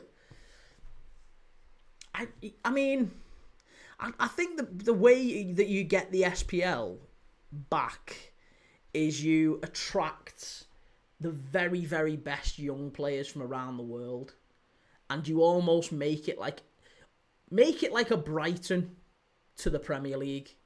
Make it a feeder league and embrace that fact, because that's what they are at the minute. But it's just that it feels like Celtic and Rangers aren't good enough. They're not good enough, and I don't think they'll get to that level again with the money that just is flowing out of football. Ian Young says Liverpool would never pay a fee for Trent. Oh, I disagree, mate. I absolutely disagree. I think there absolutely is a world where we would pay a fee for Trent, and I think one of the things that could happen is that Alexis McAllister goes to Real Madrid. I see that happening. I see McAllister going to Madrid, Trent coming back, Liverpool getting maybe Adam Wharton. I think Wharton has already made his mind up that he's leaving Palace at the end of the season. Apparently there's rumours that he's agreed a deal to go to an unnamed English club, whoever that might be. Might be Liverpool, might be Man United, might be Man City, who knows who it is. But I think if we were to sell McAllister, replace him with Wharton, and get Trent back, we could move Frimpong further up the pitch. B, if he moved into a centre attacking mid-role, he could get the Ballon d'Or, best passer I've ever seen. Well, if you move him into a 10, like a central... No, you don't put him there. That's too high up the pitch. If you're going to put him anywhere, you put him a lot deeper. You want him as the quarterback, if anything. G. Lawrence, would you want Trent back, Key, after all you've said about him since he left? But yeah, of course you'd want him back. He's the best right back in the world. Of course he... listen, I've never once said a bad thing about Trent as a player. Don't like him as a person. Or at least... I don't like what he did as a person. I don't know him as a person, so I would never say that anything... I don't know him as a person. But what he did and the way he behaved, I didn't think was right. I didn't think it was fair. So he handled it poorly. And I think he was quite... not selfish, but just didn't do it in the right way. I don't think you do that when you leave places that you've been at for a long time. That means something to you. Doesn't have the positional sense to play CDM or midfield. 10 would give him freedom, but he'd be too far up the pitch. All of Trent's best passing range has been like over 40, 50 yards. So you put him in the 10, you lose him immediately. Like, yeah, he can play an incisive pass, that's no problem, but you don't want him floating around there, around the edge of the box. You want Trent much further back. He's too injury prone to pay a big fee for, plus he'll want the same offer we gave him before. And that's what I mean, like, that's why I think it would be a difficult deal to do, wouldn't it? It'd be a very difficult deal to do. But I could see it happening, for sure. It's just whether or not Real Madrid had an appetite to make it happen, whether Trent had an appetite to make it happen. Because here's the thing, Real Madrid put Trent Alexander-Arnold up for sale. It's not just Liverpool going to that table, you know. It's not just Liverpool, there's quite a few others. Manchester City are desperate for a right back. So I think Pep Guardiola and Man City would have something to say about that, and I think they'd pay an awful lot of money for that. And that would test Trent Alexander-Arnold, because I think there would be more money on the table from City. I think City would be prepared to pay a higher offer, and they would see it as a win over Liverpool, a big win to get Trent in. And it's whether or not Trent does what Michael Owen didn't do. Michael Owen got that offer, didn't he? Michael Owen wanted to leave Real Madrid. He got two offers. He got a 12 million. Liverpool said to Real Madrid, we'll pay you 12. You paid us 8 million for him. We'll give you 12, right? And Newcastle said, we'll give you 17. And what Michael Owen should have done is said to Real Madrid, listen, I'm not going to anywhere other than Liverpool. Because if he'd have said that, Real Madrid would have had to sell him to Liverpool. Because I think he was 5th or 6th choice. So he was they were never keeping him and putting him on the bench with the amount of money Michael Owen was on. If Owen had put his foot down and said, I'm staying, or you're selling me to Liverpool, he'd have gone to Liverpool. I don't think Trent Alexander-Arnold would do that. I think he'd end up going to City.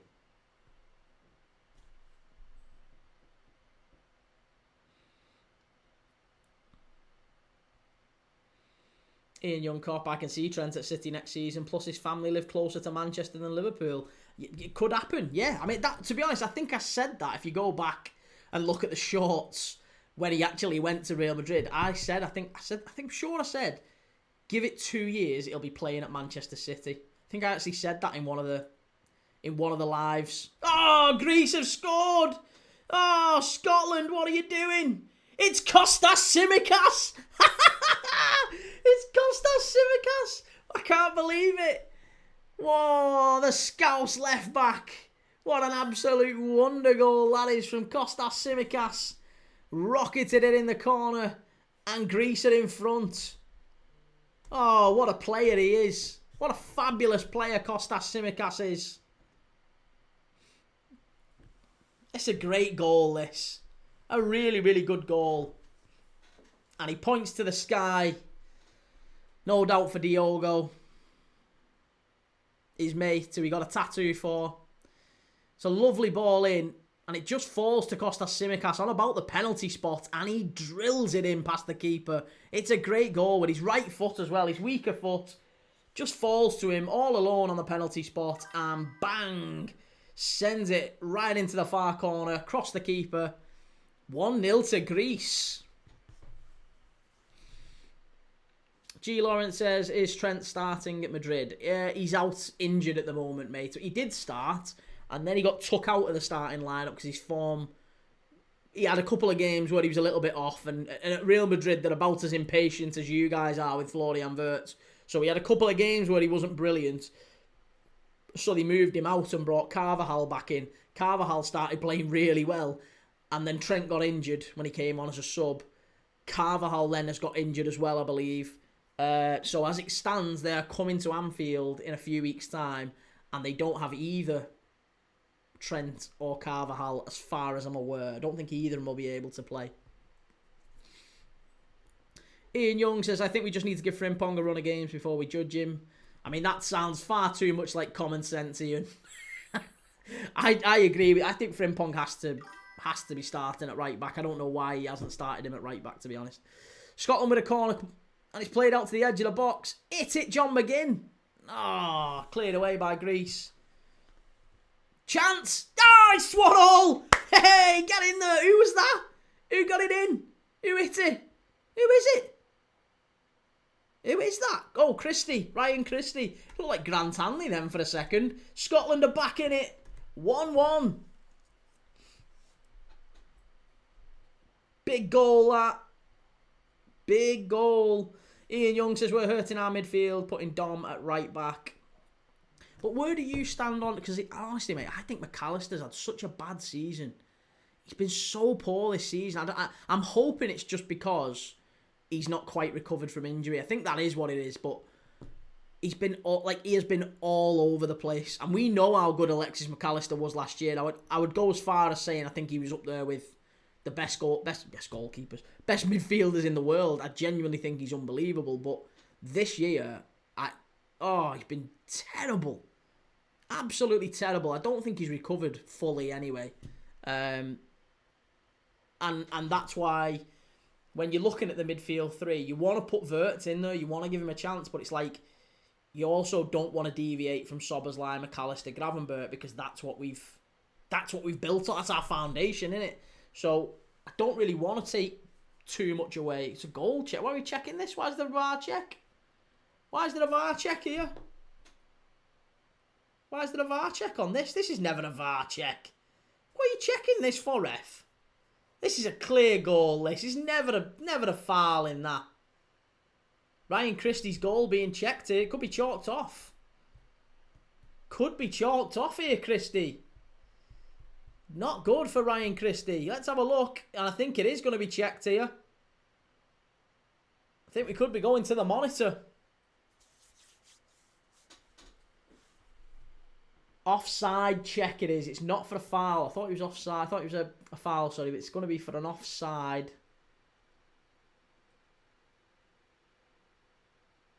Does he give it?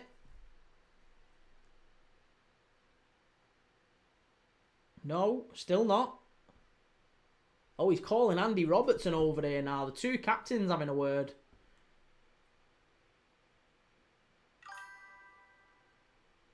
VAR check for an offside, pup. And I think the goal has been given. Has it? Check over. Goal given. There you go. Check over. Right, what is going on in football? Faroe Islands 4, Montenegro 0. Faroe Islands? The Faroe Islands have only got about 9 people living on them. How have they got a football team? Ian Young says, I think Macca's injury has been worse than the club said. I don't really know what to do with him, though. That's the thing. I feel like he's such an important player for us, and you don't want to leave him out, but he needs to be taken out for his own sake, for our sake. But 1-1 here going into the last 25. Big last 25 at Hampden. Come on, the Tartan Army. Flick on. Cleared away by Greece, just about. Just about.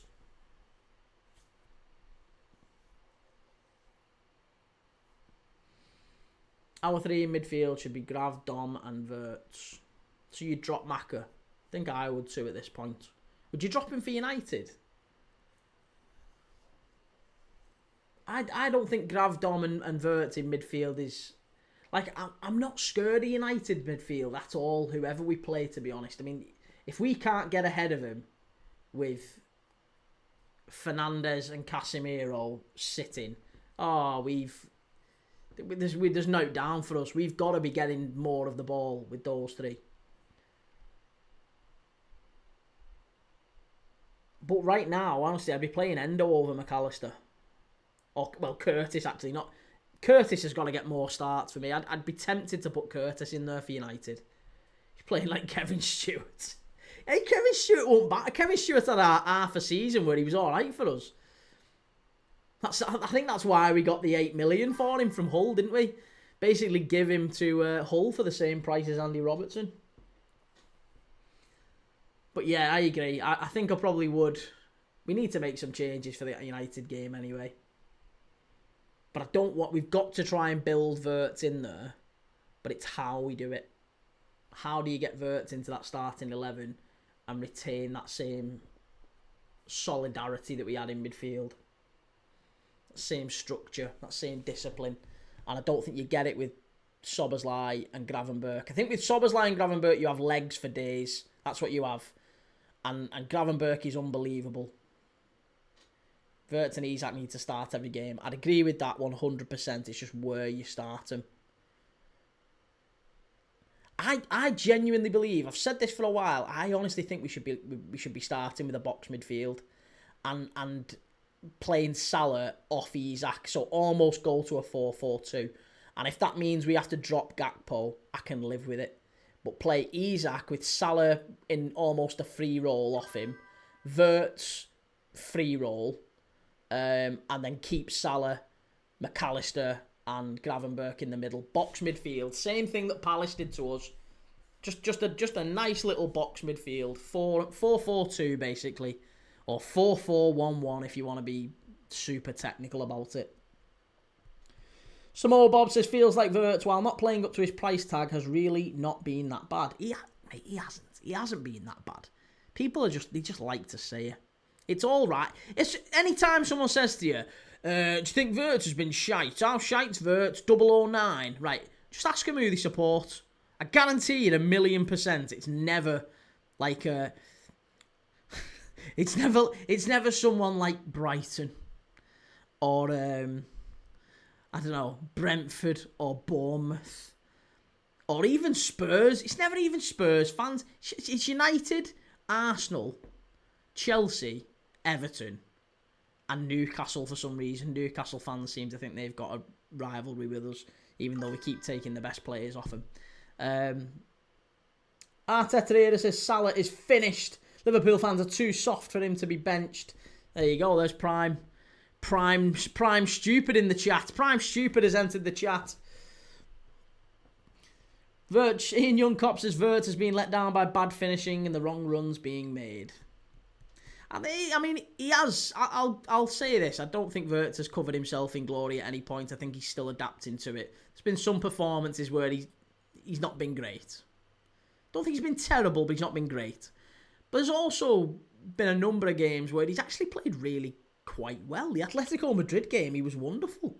I thought he was fantastic. He got Burnley's player sent off at Turf Moor. Do you remember that little spin? Spun off Ugachukwu, started darting towards the box, got hauled down. Now, if he hadn't got hauled down, he was entering Burnley's box. Might well have been that he gets a penalty. Maybe he gets a goal, maybe he gets an assist on that. But people forget about that. So he wins the free kick that gets the Burnley man sent off, and we end up winning a penalty as a result. So, and he got an assist in the Charity Shield. There's a couple of like very, very close ones he could have had in terms of assists where the finishing's let him down. Isak has had a couple where he should have scored. Ekatiki's had a couple where he should have scored. Salah at the weekend, Christ. Honestly, I genuinely believe if we had Salah from last season, Wirtz would have like 4 assists already.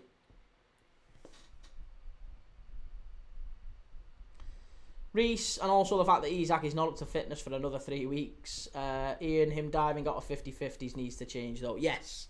Yeah, he has. I think he needs probably spend a little bit. I mean, this is peak irony here. But I think he needs to spend a little bit more time in the gym. I think he needs to spend a bit more time in the gym to get up to the pace of the Premier League. And yeah, that might be a touch of hypocrisy there. Shell says Northern Ireland v Slovakia tomorrow, Daz. Yep, I'm doing Northern Ireland tomorrow, Daz. Samoa Bob says people are acting like Bundesliga is the same as the EPL and he should just immediately be the same player. That is people who don't really understand football, though, mate. That's people who haven't watched football before, and they think that players just come in and just immediately hit the ground running. Doesn't happen all that often. That's a rarity. Vast majority of players come into the Premier League and take some time, especially young players as well. He's 22. He's still a baby. He's literally still a baby. You don't get players joining the Premier League and, it doesn't happen anymore like that. Samoa Bob says if Liverpool's finishing was better this season, Wirtz could have 3 or 4 assists already. There you go, we said it. Reece Kirkes has probably been taking lessons from Tom Daly. I didn't like that. Yeah, I didn't like that. Ian Young says I'm still confident we'll win the league. I am too. I'm probably less confident than I was, but it's not anything to do with. I think it was because when we was winning, we was in a bit of a state of disbelief because we'd won games that on other seasons we'd have drawn, and then we're now at a point where we've lost a couple, and I actually think we probably deserve to win the game against Chelsea, and I think we deserve to draw against Galatasaray, but we didn't. We lost games we didn't deserve, and we've won games we didn't deserve. So it's all a little bit funny how we started the season, and it's going to take us a little bit of time with all the new faces. B says he'll come good, but don't be making excuses for it's a ball in a field. The league shouldn't matter. What do you mean the league shouldn't matter? But it does matter. Of course it matters.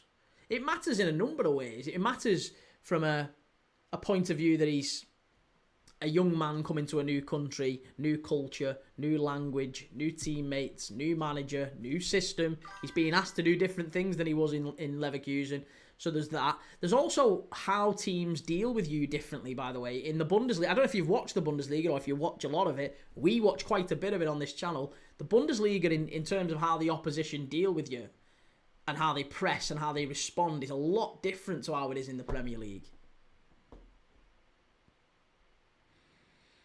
Ian says Slot's going to be our man for the purple patch era.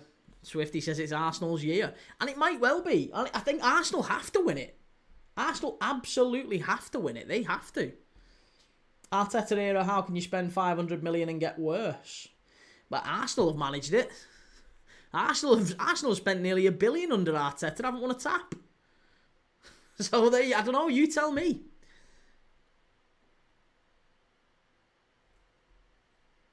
Ian Young says we started off poorly last year and performance-wise. Certainly towards the end of the season, yeah, we had done. We wrapped the league up and we ended up falling away, but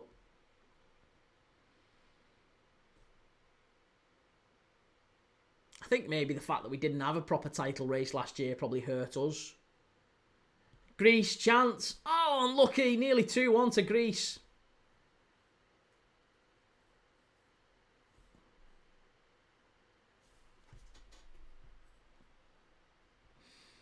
B says, oh, new language can't kick a ball. Mate, if I dropped you in Germany, right, I don't know what your job is. I don't know if you're old enough to have a job. I don't know what you do, I have no idea. Maybe you're not old enough to have a job. I have no idea. That's not a dig, by the way, but I don't know. What I'm saying is, it doesn't matter what your job is, right? If you're a super let's say you're an engineer or a teacher or whatever your job is. If I plonked you in Germany, different language, different colleagues, different environment, you'd not be as good as that as you are over here. It's literally exactly the same thing. Ian also think Gomez deserves a run over Canati. Now, I said that last week, yeah. I'd agree with that. Jake, I've never said Arsenal are going to win it up until now, though. Everyone else looks vulnerable. Arsenal have looked vulnerable, though. Do you not think? I don't think Arsenal have looked great this season. There's certainly been times where Arsenal have looked a little bit flat. Do you know what? Not vulnerable. I'd say slightly different. Arsenal have looked flat. You've not looked vulnerable. You're never going to look vulnerable with Mikel Arteta though, because he's boring. He's so fundamentally risk averse. You're never gonna look vulnerable under him. But you are looking a little bit flat at times. There's certainly games like Newcastle. There's no way you should have got anything out of that Newcastle game. You obviously get beat against us. You had a number of chances against Leeds that you didn't put away. You obviously end up winning that one 5-0 early in the season. Even West Ham this weekend wasn't really a breeze.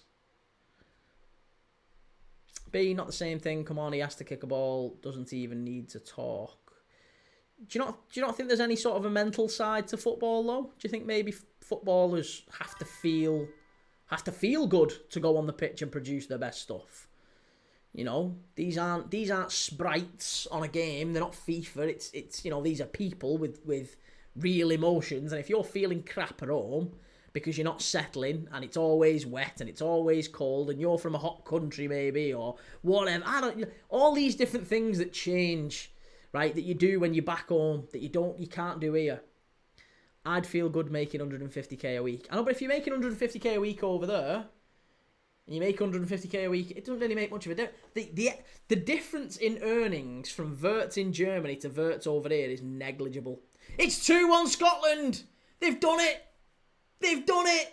It's 2-1! Who is it who scored it? Is it Ferguson? I think it's Lewis Ferguson smashed it in. Lewis Ferguson with the goal. 2-1. Unbelievable. Great goal, that. Just kind of fell to him in the box. And he reacted the quickest. And he smashed it in the roof of the net there. Unbelievable. Scotland go in front.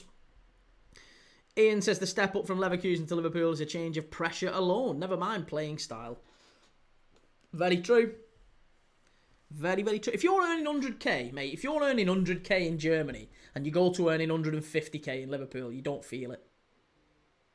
What you can buy on 100k a month, 100k a week rather, sorry. What you can buy on 100k a week, you can buy on 150k a week, for the most part. It doesn't, like, if you can go out and maybe get a slightly better yacht. Do you know what I mean? Like, that's what we're talking about here. A slightly better yacht.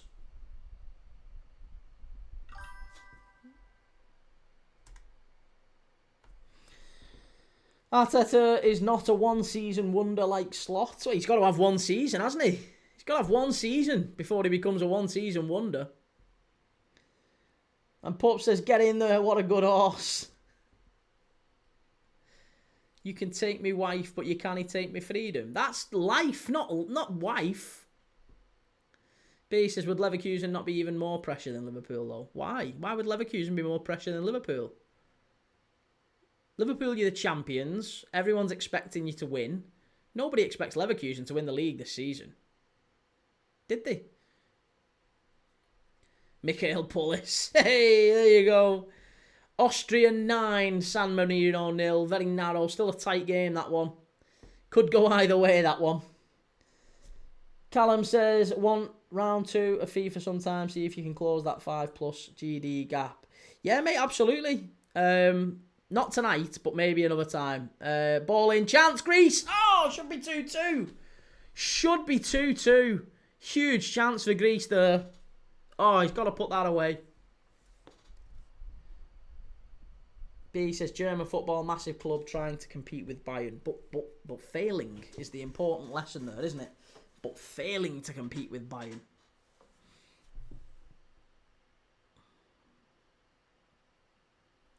Jake, I should maybe check what I've typed before pressing send. You're not used to this, though. Well, I am, yeah. But I also don't want to, like, not read it and you just think I'm ignoring you. So if I clock it and then I think, yeah, he's probably not meant to say that. I almost want to leave it and give you a chance to spot it yourself. Ian Young, I think Slot needs to use Rio and Chiesa more. I think it's so tough. I can understand why people said about Chiesa. But Chiesa had been injured midweek against Galatasaray. So I don't think he was ever playing against Chelsea. He left him behind. He wasn't fit. He didn't play against Galatasaray. So I can understand why people said, why did he bring Chiesa on against Chelsea? I can also totally understand why Slot didn't. Engamoa, I really like him, but would he have made a huge difference? I don't know. Maybe he would. We've all got 20/20 hindsight. Personally, I didn't look at that game and think Chelsea were nicking it. And I don't think Chiesa and Engamoa would have changed that. And I don't think they would have changed, really, the Palace results. In the end, the Palace result was because of a defensive lapse. And maybe the same against Galatasaray. We had our best players against Galatasaray and we threw it away because Ekitike didn't take the chance he should have done. And they went up the other end and got the softest penalty I've seen in many a year. Ian says, I think they need to bring them on earlier. Gakpo's looked done every game this season at 60 plus. Thought Gakpo had a good game against Chelsea the other day. Thought he was better in that game.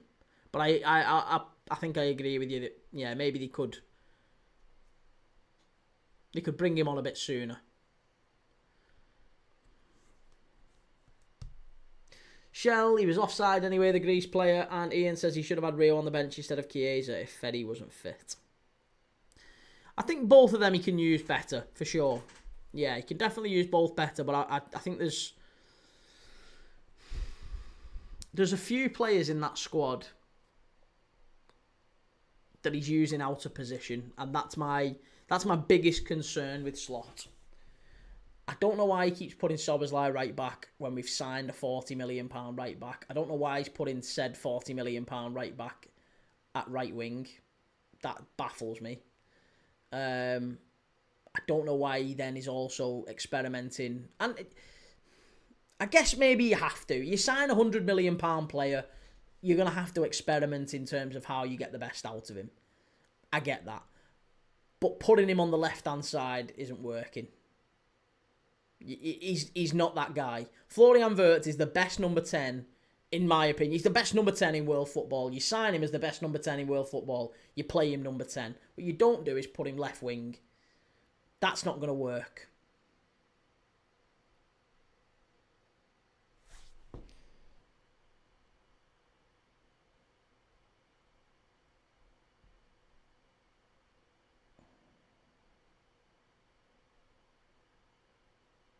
Jake, if you do, you realise just how mental it is how Arsenal haven't won the league.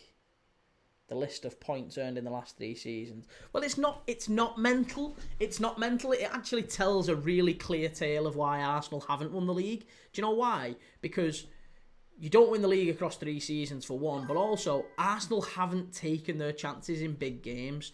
Arsenal have been too content with a point. Arsenal have a manager who is maybe the most risk-averse manager in football. He doesn't like taking chances. He doesn't like taking risks. What have they said all season? All Arsenal fans have been saying, stop playing with the handbrake on. Take the handbrake off. Let him play. All this stuff. That is Mikel Arteta's biggest weakness. And for a couple of years at least, it bled into the Arsenal fan base. Because Arsenal were clapping. Do you remember the away draw against Manchester City? They drew and they went, yes! Do you remember that? Right, that nonsense bled into the Arsenal fan base and they enjoyed it and they loved it because Arsenal became this really difficult side to beat. But they're not great going forward. Right? That's in the big moments, I mean, and that's what's cost Arsenal a title over the years. And now it feels like Arsenal fans aren't taking that bullshit anymore. Arsenal fans aren't willing to accept that. They're now saying, actually, no, come on. Now, you have to go. You have to take the handbrake off Mikel. And if they don't win a league title this season, it will be on Mikel Arteta. And I promise you them Arsenal fans will turn on him. I promise you them Arsenal fans will turn on him. Jake, I agree, but he's had no striker and big players missing. Hang on a minute, he's had no striker. He's had no striker through his own fault, basically. I mean, the guy has literally had Havertz and Jesus, 2 signings who he wanted, and he's now deemed them not good enough. And now he's gone and got Gyökeres, who is also not good enough. But he's gone and got 2 strikers. He signed both of them, by the way. Big signings. And he's now deemed that they're not right. They're not good enough. Ian Young says, Arteta's got a small team mentality. Next Everton manager. I like Arteta. I like the fact that he plays and he looks to try and find the little, the sort of small advantages in football. I like that. I think that's really elite mentality. Even if it's a little bit cringe sometimes when you watch the Arsenal documentary and stuff, and he's talking about trying to replicate "You'll Never Walk Alone" and all that. It's a little bit cringe. Well, it's a lot cringe, and Arsenal fans shouldn't really take that on, but they did. But I don't think he's a top manager. It's definitely the reason that Arsenal are where they are is Mikel Arteta. The reason they haven't won a league title is Mikel Arteta. Constantly playing the victim, says Ian. There's a little bit of that as well, yeah. But that's also part and parcel of being a good manager, though, isn't it? Jose Mourinho was like that. What you do as a good manager is you take the pressure off your players and you say things like the referee, the ball, the pitch, the weather, the wind. You say that stuff because then the media are talking about what a ridiculous comment that was from you, the manager. They're not talking about how the players have been playing crap. So that it takes the pressure off the players. That's the whole thinking behind it. 6 minutes of added time here at Hampden Park, is there? Says Shell.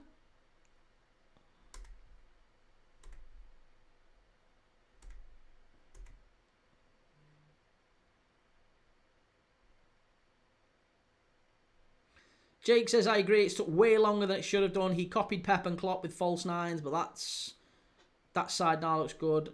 Hate Arteta winning a title key. He's smug now, can you imagine? Slot does it. Well, Slot has done. Slot does it less, and Slot has also thrown his own players under the bus, which a lot of people don't like, do they, as well? Have you listened to the Rio Ferdinand podcast with Gerrard? No, I haven't. Not yet. No. I've seen clips. Yeah, I've seen clips of it, but not anything else really. Why? Is there a particular piece in it that you'd recommend, or anything in there that you think is worth discussing? Yeah, 6 added minutes at the end of this one. B says, you're joking. Awful against Palace and Chelsea. Chiesa definitely worth on earlier or starting. Well, Chiesa wasn't fit midweek against Galatasaray, so I can understand why he didn't put him on. Because if you're not fit to play a couple of days ago, then you're probably not fit to start in 2 days later. It would be silly. Especially with a player like Chiesa who's got a history of injury issues. Greece with a corner, cleared away. Shot from distance, miles wide, and Scotland should win this, It's good, mate. There's a bit where Gerrard said he didn't go to Madrid because of how they wanted him to manufacture the move. Yes, I have seen that bit, and that's where he says, doesn't he, that I wouldn't have done it because I'm a Liverpool lad and whatever. I've seen that bit. But it's true. It is true, isn't it? And to be fair, that's not just a dig at Real Madrid. That is also a dig at... That's modern football. Because we'll definitely have applied pressure to Isak and asked him to do a bit of that. And he did it. And that's what a lot of footballers have to do. Newcastle then have to go and do it with Wissa. They've done it with Wissa. We've done it with Isak. Real Madrid did it with us. It's the exact same thing, isn't it? It's just modern football. Newcastle do it. We do it. Real Madrid do it. It happens up and down the leagues. It's just how it is. So I'm not really blaming Real Madrid for that. But I can understand why that would be seen as disrespectful and why Gerrard would look at it and go, hang on a minute, no, you're asking me to do this with a club that I really care about, that I really love, and it's my hometown club. So, like, if Gerrard was playing for like an Arsenal or a Chelsea or a City or whatever, he probably would have done. Because he's just a player. It's just a contract, innit? We'll do it to get Gay in January. Watch. I don't think Gay's coming now, Oh, it's 3-1 Scotland. It's 3-1. I think is it Lyndon Dykes. It's big Lyndon Dykes has scored. And it's 3-1 to the Scots. It was 3-0 to Greece earlier in the year in the Nations League. Greece battered them. And now Scotland have got their own back in the World Cup qualifier. Big 3 points this for the Scots. Lyndon Dykes with the goal in added time. Scotland 3, Greece 1. The Scots coming from a goal down to win it. Jake says Wissa and Isak was not the same scenario though, Key. How was it? How wasn't it? It was exactly the same scenario. Ian Young, Aduna, Leone is injured. The keeper's had an absolute shocker there. The keeper's had an absolute disaster. The ball's going out of play and the keeper comes to get it and decides, he just had an absolute nightmare. And Dykes passes it into an empty net. He's had an absolute shocker. That's an absolute Onana from the Greek goalkeeper. Oh, no.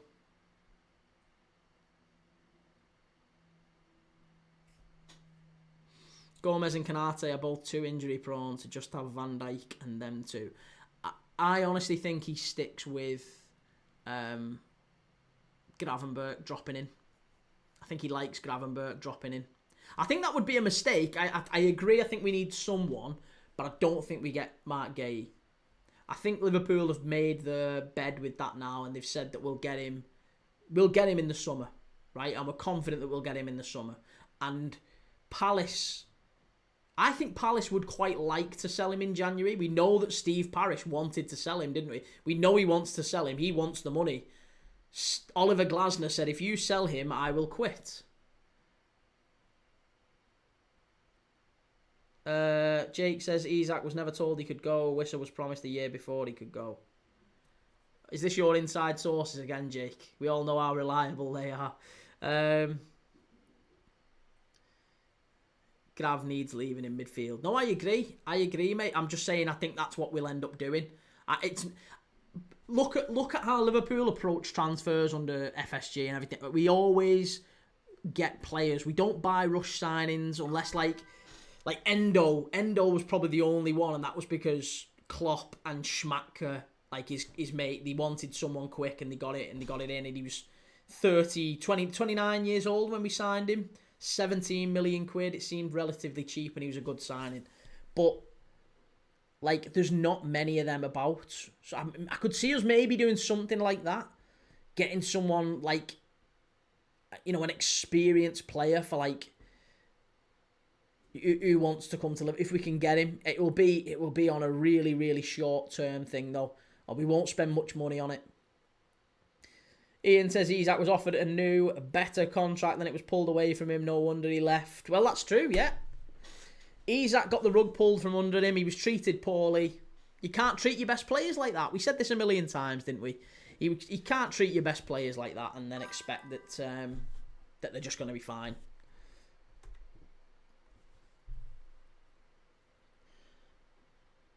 Pup says no Scotland, no party.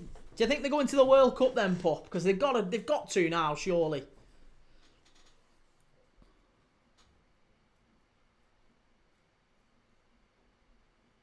Jake, we aren't as low as Liverpool. Don't make us out to be like you. Mate, you're exactly like us. You're exactly like us.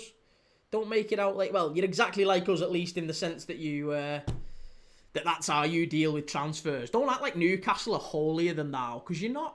You did exactly to Wissa what we did with Isak. Hey, up, Sam, how's it going, lad? Good to see you. Ian, we treated Diaz badly. Look what happened there. Do you think we did treat Diaz badly? I just don't think we wanted to offer him a new contract. I don't think we treated him badly at all. He wanted a new contract. We said no, because he wanted on massive wages, understandably. We said, no, we're not offering you a new contract. We'll keep you for the 2 years that you've got left. And he said, all right, well, I want to go then. And we said, fine, we'll let you go. I don't think that's treating him badly. He deserved a new contract. Well, maybe he did deserve a new contract, but I think Liverpool don't give out new contracts, do they? On massive wages anyway. When he's 28, 29 or whatever. Like, I think we'd have been quite happy to just keep him for the 2 years on the 70 grand a month that he was on. that he signed from us when he signed up from Porto. He wasn't on very much money. He was on a massive amount in terms of bonuses, but not an awful lot in terms of basic wage. So it's understandable he wanted more, but I don't think he was ever going to get it. Pup says, too warm for us. Hopefully all our games are in Canada. And Shell says, congratulations, Scotland. Yeah, big win for the Scots, that. Big win. And Denmark get a big win as well tonight against Belarus. So Scotland and Denmark are really doing well at the top of the group, the World Cup qualifying. So it's looking like a really big opportunity now for Scotland to maybe land a World Cup spot.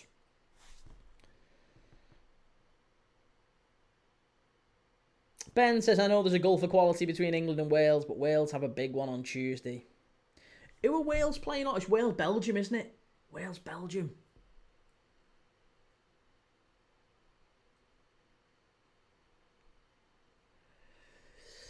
Well, I think that's me anyway for tonight. We've had a lovely night, a lovely time watching Scotland. I will be back for tomorrow's game, Northern Ireland against Slovakia. If you want to join me, make sure you've liked, make sure you've followed, make sure you've subscribed. I will be back tomorrow night, and I'll see you all tomorrow. Take it easy. Have a nice night.